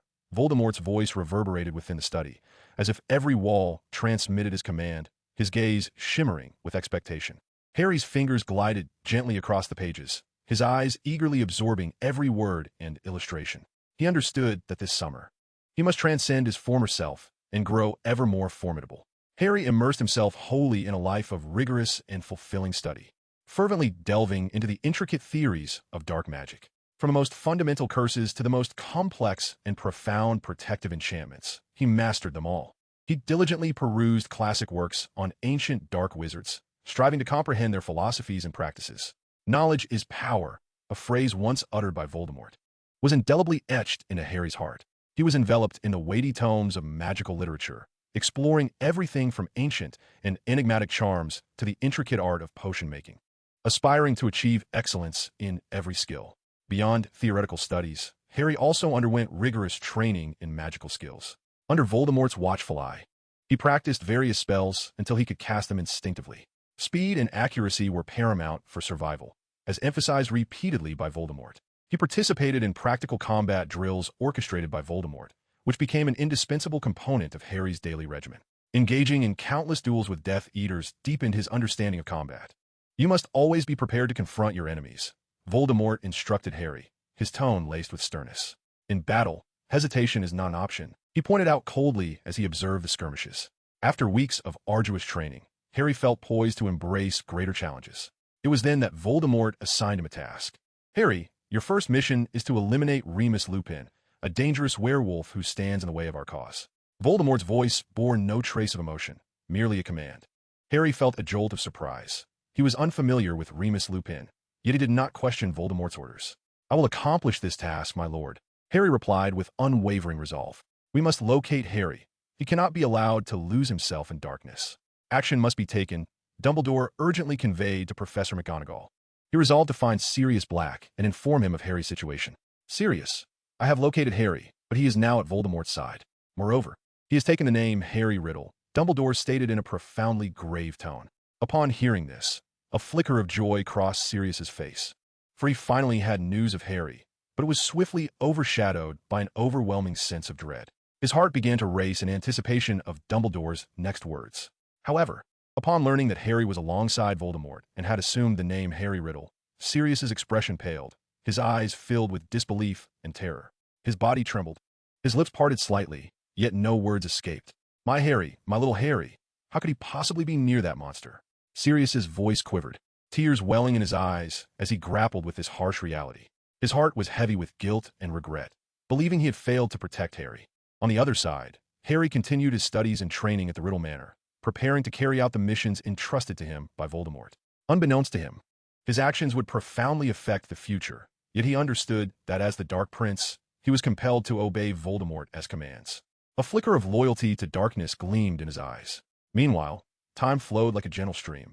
Sirius Black stood in the emptiness of his home, where the walls were adorned with photographs of James and Lily, their smiles appearing distant under the dim light. His heart brimmed with endless regret and self-reproach. With hollow eyes, he instinctively traced the faces of James and Lily, each touch a silent plea for forgiveness. A heavy stone of sorrow hung in Sirius's heart, burdened by Harry's disappearance and the tragedy of James and Lily. He locked himself away in profound guilt, unable to escape. If only I hadn't tea, Sirius often murmured to himself in the stillness of the night, his voice laden with remorse. I could have protected them, safeguarded Harry. Since the day Harry vanished, Sirius embarked on a quest to find him alongside Remus Lupin. Their footsteps traversed every inch of land, each breath filled with longing for Harry. They searched every corner of England, even venturing into the European continent, yet they found no trace. We cannot give up, Remus, Sirius declared to Lupin after a long search, determination flickering in his gaze. Harry must still be alive. I can feel it throughout their search for Harry. Sirius and Remus lived together, becoming each other as support. Remus's home transformed into their temporary base, adorned with maps and clues. Each map bore meticulous markings of their hopes and disappointments. At least we have each other, Sirius, Remus said calmly, his eyes reflecting deep concern for his friend. They visited countless wizarding families, exploring every possible lead. They even ventured into the Forbidden Forest, hoping to uncover Harry's whereabouts. Harry, where are you? Sirius cried out in the forest, his voice echoing among the trees, his face etched with urgency and despair. Along their journey, they faced myriad challenges and adversities. Sometimes it was inclement weather, other times hostile wizards, and occasionally the attacks of magical creatures. Yet, they never faltered. We cannot give up, Remus. Harry needs us. After a particularly arduous journey, Sirius encouraged Lupin, his eyes shining with resolve. As a werewolf, Remus's existence was akin to a ticking time bomb, posing a significant threat to the entire team each full moon night. He had to keep his distance from the others to avoid endangering them, rendering him an outsider within the group. I cannot let you be in danger because of me. Sirius, Remus said to Sirius one night before the full moon, his voice deep and hoarse, as if extracted from the depths of his soul. His gaze was imbued with a sense of helplessness and torment, akin to a tempest-tossed sea, tumultuous and raging. Sirius regarded Remus, his eyes shimmering with unwavering resolve. He understood Remus's concerns, yet he also recognized that they were a united front, destined to confront any adversity together. We are in this together, Remus. No matter what transpires, we shall endure it side by side, Sirius reassured him. However, the fear within Remus's heart lingered, unrelenting. He was acutely aware that his powers would spiral out of control on the night of the full moon, and he feared inflicting harm upon those he cherished, especially his friends. But I do not wish to be a burden to you, Sirius. I do not want my identity to cause you distress, Remus lamented, a trace of despair threading through his voice. Sirius grasped Remus's shoulders firmly, shaking his head resolutely. You are not a burden, Remus. You are one of us, and I shall never abandon you, he declared. Remus's eyes glistened with unshed tears as he felt the sincerity and steadfastness emanating from Sirius. Though his heart remained heavy with unease, he resolved to place his trust in his friends, believing they could surmount any challenge together. Very well, Sirius. I shall strive to control myself and not let you down, Remus vowed, determination lacing his tone. As time unfolded, Remus and Sirius traversed numerous arduous moments. Yet they steadfastly supported one another, never faltering. They gradually learned to navigate Remus's unique circumstances, adapting to this new way of life. Although the challenges they faced remained formidable, they held steadfast to the belief that unity would empower them to conquer all obstacles. As time ambled on, just when hope seemed to wane, an owl from Dumbledore unexpectedly arrived, bringing a glimmer of light. Sirius, I have news about Harry. Please come to Hogwarts at once, Dumbledore's letter conveyed. Upon receiving the message, Sirius prepared to depart for Hogwarts immediately, but Remus chose to remain behind. I cannot go, Sirius. You know my situation. Remus's voice carried a note of resignation. Sirius nodded in understanding, fully aware that Remus, as a werewolf, would lose control on the night of the full moon. As Sirius embarked on his journey to Hogwarts, a whirlpool of complex emotions churned within him, akin to boiling water, ever restless. He felt a mix of anxiety and anticipation, alongside fear and concern, much like a hunted rabbit unsure of its escape route. Harry, my child, I am finally on my way to find you, Sirius whispered to himself, hope flickering in his eyes like a star in the darkness, dim yet imbued with strength. When Sirius arrived at Hogwarts, he would confront a new reality, one he had never envisioned concerning Harry. Meanwhile, Remus remained in the house, his heart heavy with longing for his friend and uncertainty about the future. Chapter 30. Self-Destruction. Remus's abode is nestled within a tranquil woodland, encircled by ancient trees whose branches sway gently in the breeze, producing a soft, rustling sound. Harry stands at the threshold of Lupin's home, inhaling deeply, steeling himself for the task ahead. His gaze is sharp, his heart brimming with resolve. The disorientation brought on by apparition swiftly dissipates, replaced by a calm assessment of the impending action. He scrutinizes the modest dwelling, noting the simplicity of its interiors, many of which have fallen into a state of disrepair. Above the fireplace hangs a photograph of friends, their smiles warm and sincere. In the picture, James, Lily, Sirius, and Lupin are youthful, their faces alight with joy, carefree in their camaraderie. The house's greatest warmth emanates from these captured moments of friendship and laughter, momentarily stirring a flicker of hesitation within Harry, only to be swiftly quelled. The furnishings are unadorned, yet practical, each piece reflecting Lupin's humble approach to life. The shelves are laden with tomes on magic, while the table is strewn with parchment, densely inscribed with Lupin's research notes. Harry examines the residence closely, his gaze lingering on each photograph and item. He senses an abundance of love and warmth within these walls, rendering his mission all the more daunting. In one corner lies Lupin's personal effects, a worn wand, a small box filled with herbs, and various wolfsbane potions. These artifacts bear witness to Lupin's life and his struggles as a werewolf. It is his father's command, one that must be obeyed, Harry reminds himself, his voice unwavering. Despite the resolve swelling within him, the serenity and warmth of Lupin's home instill a momentary peace. Each corner exudes tranquility, starkly contrasting with the tempest he is about to unleash. Yet, upon seeing Harry, Lupin's smile falters, replaced by shock and wariness. You are not serious. Who are you? Lupin's voice is laced with caution. He discerns from Harry's attire that he is a Death Eater, distinguished by a golden mask unlike those of ordinary followers, draped in a black robe and a single-shouldered cloak. But why does he appear as child? Lupin gazes at the boy before him, his mind awash with confusion. Child, how old are you? Has the Dark Lord compelled you to come? Lupin attempts to communicate with Harry, but soon realizes the futility of his efforts. In an instant, Harry strikes. Shatter. A spell erupts from his wand, hurtling towards Lupin. Lupin narrowly evades, his heart laden with shock and bewilderment. Child, stop, Lupin urges, striving to restore reason to Harry. You do not comprehend your actions. You will end up in Azkaban. Yet, Harry's onslaught does not relent, his wand swirls, unleashing a barrage of lethal spells. Lupin is compelled to defend himself, his heart tormented and helpless. In the midst of their confrontation, Lupin inadvertently glimpses the green eyes beneath the mask, and his heart jolts with recognition. Although the mask obscured most of her features, it could not conceal those striking green eyes, Lily's eyes. A complex wave of emotions surged within Remus Lupin as he realized, you are the child of James and Lily. In the midst of battle, Lupin sought opportunities to communicate with Harry. He wished no harm upon the boy, nor did he desire to be harmed by him. His gaze was filled with sorrow. Harry, listen to me. You are my nephew, the child of James and Lily. Yet, his words were abruptly interrupted by another spell. Attends explosion ensuite.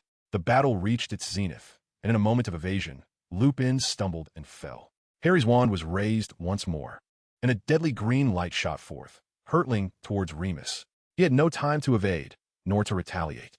Harry, you still have family by your side. Lupin's heart brimmed with regret. You have so much. His voice was abruptly silenced, his eyes reflecting deep sorrow and reluctance. Gazing into Harry's eyes, his final thought was a desire to convey to Harry the immense love that surrounded him, urging him not to fear. Alas, these sentiments would remain buried within Lupin's psyche. Standing beside Lupin, Harry felt no joy of victory, only a profound emptiness and confusion. After completing his task, he cast the dark mark, its malevolent glow flickering in the sky, marking the end of a life. This was the signal of task completion. Not a trace of joy resided in Harry's heart, only an overwhelming void. Sirius, sensing the magical disturbance from his house at Hogwarts, was engulfed by unease. Lupin could not possibly be using magic at home. Something was amiss. Panic surged within Sirius. All they saw was Lupin lying in a pool of blood, and the dark mark lingering ominously in the sky. Grief and rage filled Sirius's heart. Remus, he cried, cradling Lupin in his arms, tears streaming down his face. Why did this happen? Harry, the tremor in Sirius's voice betrayed his anguish. Why would you do this? Dumbledore, witnessing the scene unfold, already possessed the answer.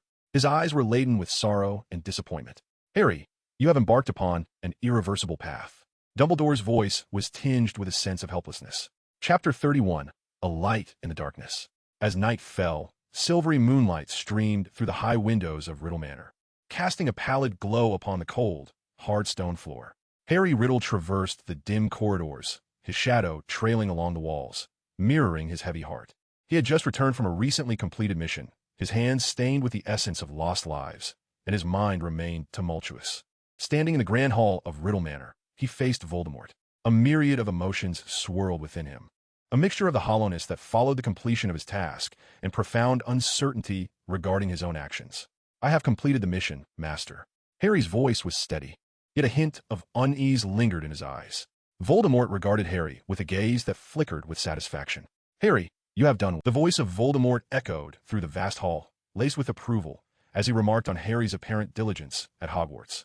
Harry lowered his head slightly, his expression obscured beneath the hood, yet tumultuous emotions churned within him. As Harry's standing in Voldemort's eyes rose, an increasing number of tasks burdened him, each invariably entwined with themes of murder and betrayal. Each execution weighed heavily upon his soul, etching an indelible scar deep within. Harry, bring a prisoner up from the dungeons. Voldemort commanded. He is an Auror working at the Ministry, possessing crucial documents. Harry nodded. Though his heart rebelled, he outwardly feigned compliance. The air in the dungeon was thick with dampness and mildew, accompanied by an unsettling silence, occasionally pierced by pained groans. Dimly lit torches barely illuminated the narrow passageway, and as Harry's gaze swept across the surrounding cells, each one told a tale of tragedy. The atmosphere was saturated with death and despair. He pondered how many souls had been forgotten in this desolate place. As he searched for the designated prisoner, a faint cry shattered the oppressive silence of the dungeon. Driven by curiosity, Harry followed the sound to an unexpected sight. A young girl huddled in a corner, her face smeared with tears and dirt. Why would there be a child in the dungeon? Confusion flooded Harry's mind. The girl was curled up, her eyes brimming with fear and helplessness. A wave of sympathy surged within Harry as he observed her. He crouched down, extending a hand, and gently inquired, "Who are you? How did you end up here?" His voice bore an uncharacteristic softness. The girl looked up, her eyes filled with trepidation and distrust, yet her voice hinted at a flicker of hope. An unprecedented conflict arose within Harry. He understood that he must obey Voldemort's commands, yet he could not disregard the innocents before him. She was merely a child. She ought to be frolicking in the sunlight, not languishing in suffering. I must save her, Harry thought. Yet, as Voldemort's orders loomed in his mind, hesitation gripped him. I cannot defy the Dark Lord's command. Shaking his head, he resolved I must complete the task. Nevertheless, his thoughts lingered on the little girl in the dungeon, her image indelibly etched in his mind. Harry, kill him now. Voldemort's voice sliced through the air like a chilling wind, cold and unyielding. Harry's face betrayed no emotion, as if the events unfolding were entirely divorced from him. However, deep within his heart, an indescribable anguish and struggle raged. He recognized the immorality of his actions, yet he was powerless against the Dark Lord's decree. His hands trembled slightly, tears shimmering in his eyes. As the Auror met his demise, the hall descended into an abyss of silence. Harry stood there quietly, his heart heavy with guilt and remorse. I could save her. I could make a difference. Harry silently contemplated that he need not entirely adhere to his commands. He began to reflect on his actions.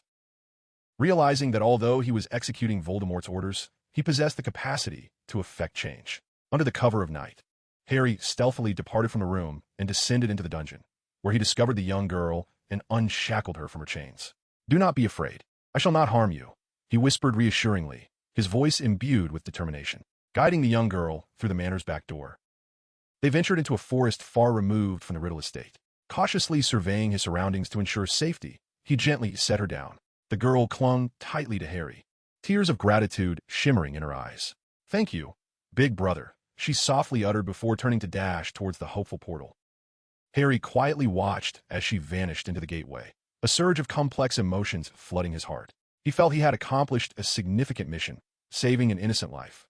This sensation filled him with immense satisfaction and pride. I saved her, Harry murmured, his gaze sparkling with confidence. I can do this. I can save them. He silently vowed to continue protecting others, determined to prevent further tragedies. Standing before the window of the Riddle Manor, Harry gazed out at the starry sky, as if it were an endless canvas.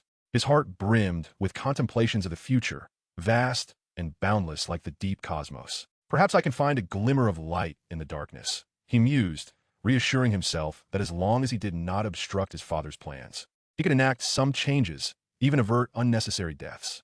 Chapter 32, Sanctuary. Harry, I noticed the portal was open last night. Voldemort's gaze pierced through Harry like a blade. Where did you go?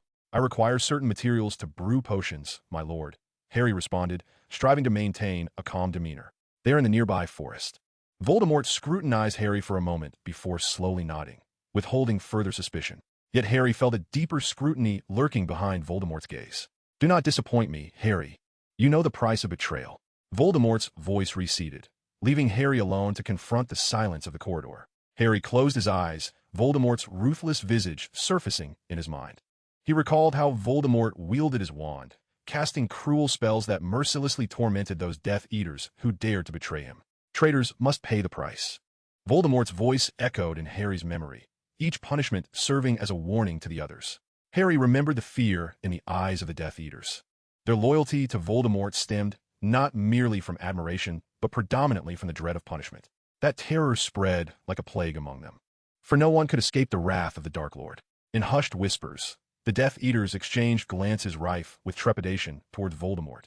I had also become an instrument of his will. Harry silently berated himself, as if his hands could feel the weight of unseen bloodstains. His heart was heavy with remorse and guilt, overwhelmed by shame for his actions.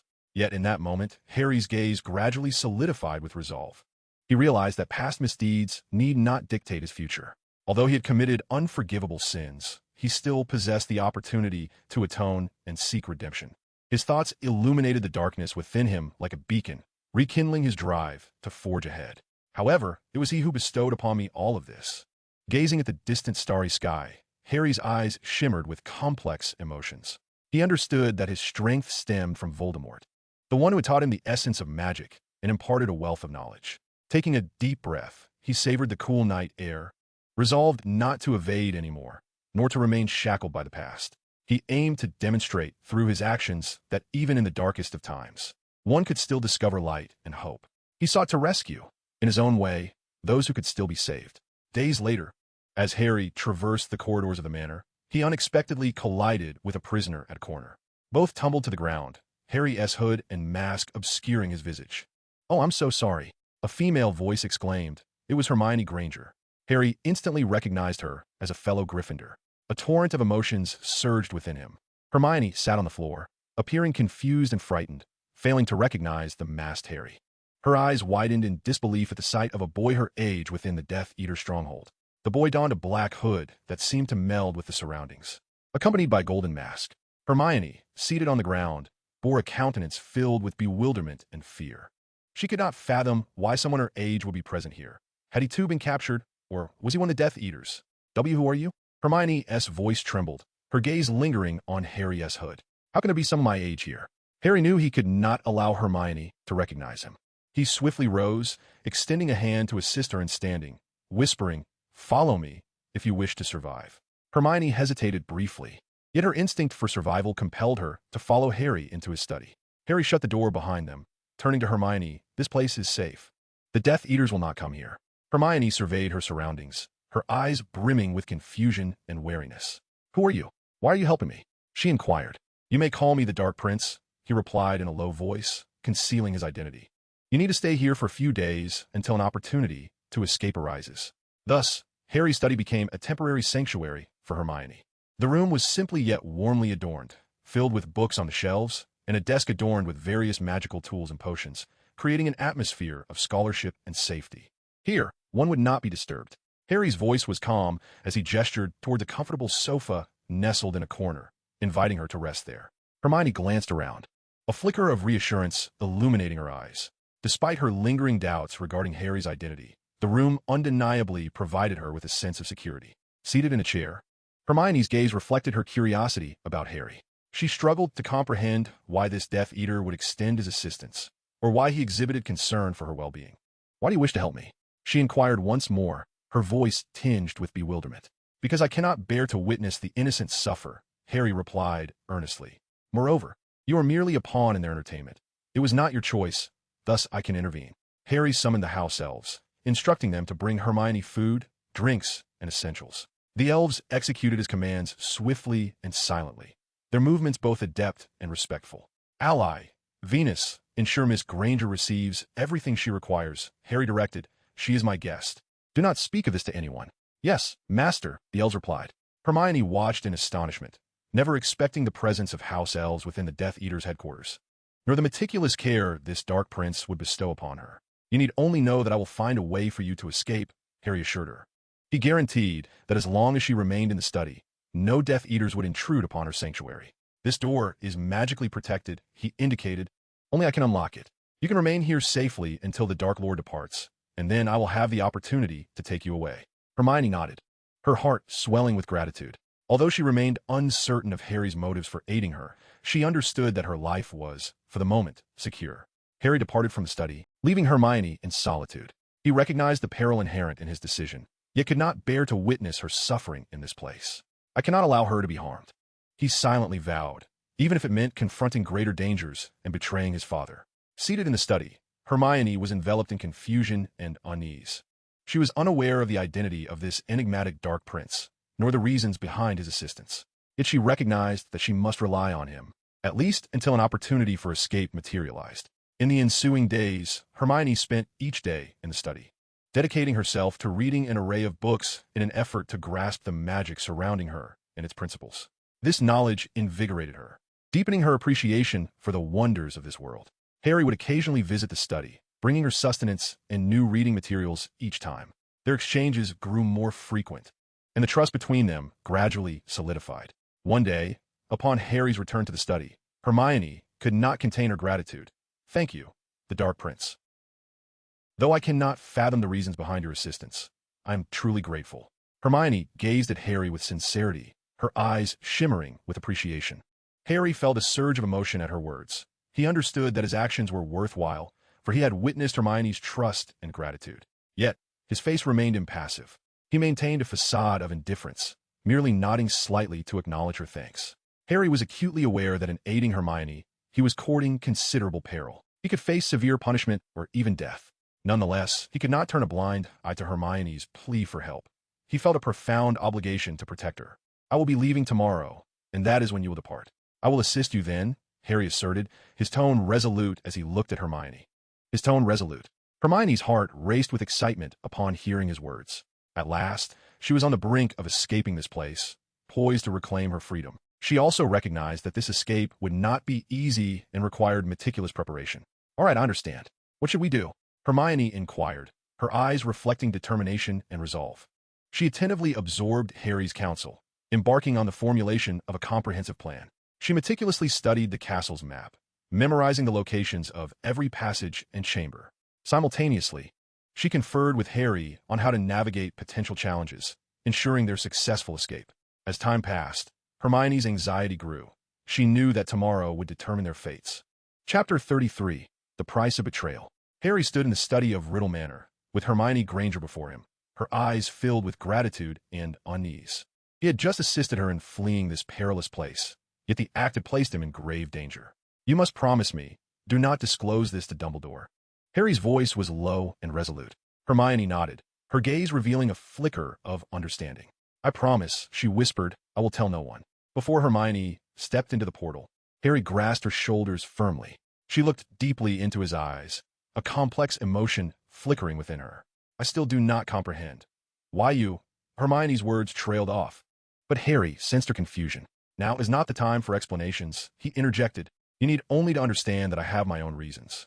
Taking a deep breath, Hermione stepped into the portal. A radiant light enveloped her, and then she vanished. "Go, Hermione.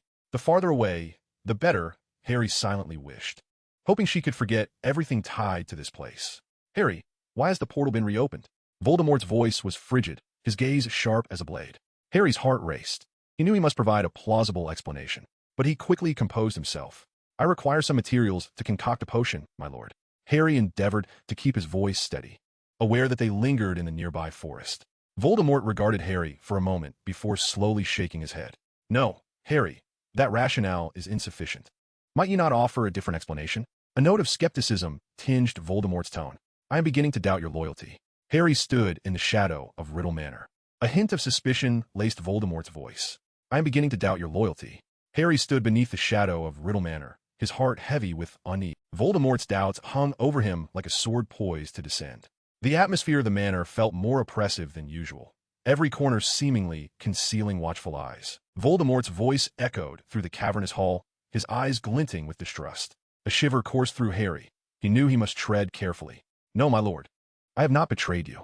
A hint of desperation crept into Harry's voice. "I have always acted in accordance with your commands. Capturing Hermione was not your design. Capturing Hermione was not your directive. I merely—" Voldemort interrupted him. "Enough, Harry." His tone was laced with a cold severity. "Your explanations do not alleviate my suspicions." Voldemort approached Harry, his gaze sharp as a blade, seemingly intent on piercing through Harry's very soul.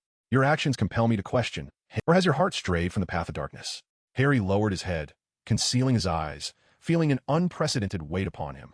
"I am eternally loyal to you." "My lord," Harry responded, though his heart wrestled with turmoil. Voldemort resolved to teach Harry a lesson. He produced a vial of potion from his robes and extended it to Harry. "Drink this, Harry," he commanded. Harry accepted the potion, its green clarity devoid of hesitation in his gaze.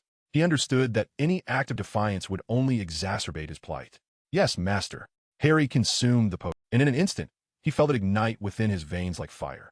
His senses sharpened to an extraordinary degree, yet this was accompanied by excruciating pain. His heartbeat quickened, each thump reverberating against his eardrums. The potion's effects were immediate. Harry felt dizzy, then lost consciousness. He collapsed to the ground, his limbs convulsing as the potion's power rendered him unable to control his body. Voldemort waved his wand, casting the binding curse, securely restraining Harry. Disillusionment charm. Voldemort recited the incantation again, and Harry's visage began to shift, becoming indistinct, his voice gradually altering. Voldemort stood before Harry, his expression devoid of compassion, observing the potion's effects with a cold detachment. There was no trace of mercy, only an absolute mastery over power. "You shall experience the taste of betrayal, Harry." Voldemort's voice whispered in Harry's ear, "This is the punishment for your disloyalty." Voldemort summoned all his Death Eaters, standing upon the elevated platform in the hall, while Harry lay bound nearby, rendered immobile. Upon regaining consciousness, he discovered himself ensnared in a magical restraint, his body and voice transformed. The Death Eaters regarded Harry with expressions brimming with astonishment and fury. What price must a traitor pay? Voldemort inquired. Death. Someone shouted. Torture. Another added. Pain, proclaimed a third Death Eater. A chill coursed up Harry's spine. The animosity emanating from these Death Eaters enveloped him, leaving him uncertain of how to navigate such a dire situation. Voldemort nodded with satisfaction before turning to Harry. Did you hear that, Mr. Traitor? This is the path you have chosen, yet I shall not permit you an easy death. I intend to make you experience true suffering. With that, Voldemort brandished his wand, and a beam of black light struck Harry's body. Instantly, he was engulfed by excruciating pain, as if his very bones were shattering. He clenched his teeth, striving to stifle any cries of agony. He understood that displaying weakness would only delight the Death Eaters further. Voldemort continued to unleash a series of cruel spells, aiming to obliterate Harry's will. Meanwhile, Harry endured in silence, fixated on a singular thought, to persevere and await his opportunity. After indulging in his torment, Voldemort turned to Bellatrix Lestrange. Bellatrix, let it be you who teaches this traitor a lesson, he commanded. Bellatrix approached Harry, a sadistic grin adorning her face. Bound in the hall, Harry's body was imprisoned, and his spirit fettered. He watched as Bellatrix advanced towards him. Despair, she approached the bound and transformed Harry, her face alight with sadistic glee. With a flick of her wand, she unleashed a series of agonizing curses, each spell causing Harry's body to convulse. Remember this lesson, traitor, Bellatrix hissed, her voice dripping with malice. Your suffering has only just begun. Although the physical torment threatened to plunge Harry into unconsciousness, deep within, he fought fiercely. He refused to succumb to such torture, unwilling to allow his father to witness his weakness. I cannot give in, Harry silently repeated. I must remain strong for myself. Chapter 34. Harry lay in the hall of Malfoy Manor, his body bound, his consciousness eroded by agony. Bellatrix Lestrange approached step by step, each footfall akin to treading upon Harry's very heart. Standing before him, she bore a cruel smile, reveling in her power, savoring each moment of Harry's suffering. She murmured to herself, as if savoring the torment that awaited. A cruel gleam flickered within Bellatrix's eyes, her wand twirling in her hand, poised to unleash spell after spell, mercilessly raining down upon Harry. Harry's body writhed upon the ground, each roll leaving a profound mark upon the floor. In a moment of disarray, she cried out, her wand's tip unleashing a flurry of cutting curses, shredding Harry's garments and etching crimson lines upon his skin.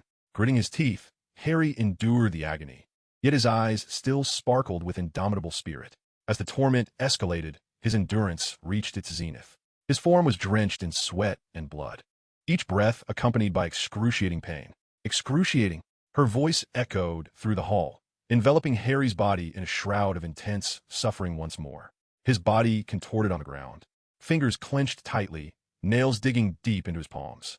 Beads of sweat adorned his forehead, and each inhalation felt as though he were breathing in flames. Excruciating! Excruciating! Bellatrix's voice was a curse, her expression twisted with cruel satisfaction. Harry's heartbeat thundered in his chest, each pulse resonating with searing anguish. His throat constricted. He yearned to scream, but pain devoured his breath.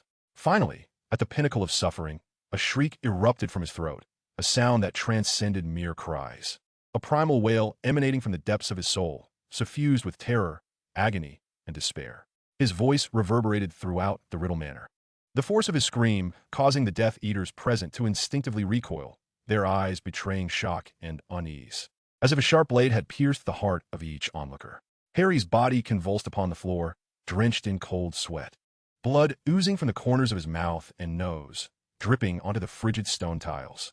The bloodstains began to spread and slowly congeal, painting a horrifying tableau. No longer writhing, Harry lay there, gasping for breath, his gaze turning vacant, consciousness beginning to fade. Voldemort stood atop the dais, coldly observing the scene, a flicker of complex emotion crossing his eyes. He watched Harry struggle on the ground, listening to his cries, and unexpectedly felt a twinge of compassion. Have I gone too far? Voldemort pondered within, recognizing the boy's youth. My son. Voldemort's inner turmoil waged a battle between power and pity. He had always perceived himself as the Dark Lord, above all emotion. Yet at this moment, he sensed an unusual wave of sentiment. No, I cannot exhibit weakness, he admonished himself, but I cannot allow Harry to perish thus. Bellatrix continued her torment, her fervor unsettling Voldemort. He began to grasp that without intervention, Harry might succumb to insufferable pain. Enough, Bella, Voldemort's voice rang out suddenly, imbued with a note of resolve. They gathered in the hall, witnesses to this cruel punishment, the air thick with fear and unease. Their gazes were filled with terror, apprehensive of becoming the next victim of retribution. This is the price of betrayal. Voldemort's voice reverberated through the hall, and you all shall remember this. The Death Eaters nodded in unison, their faces etched with fear and submission, broken only by Harry's labored breaths and the occasional maniacal laughter of Bellatrix. Those who betrayed us, this is their fate. Another Death Eater murmured. Another Death Eater muttered, attempting to quell their inner turmoil with those words.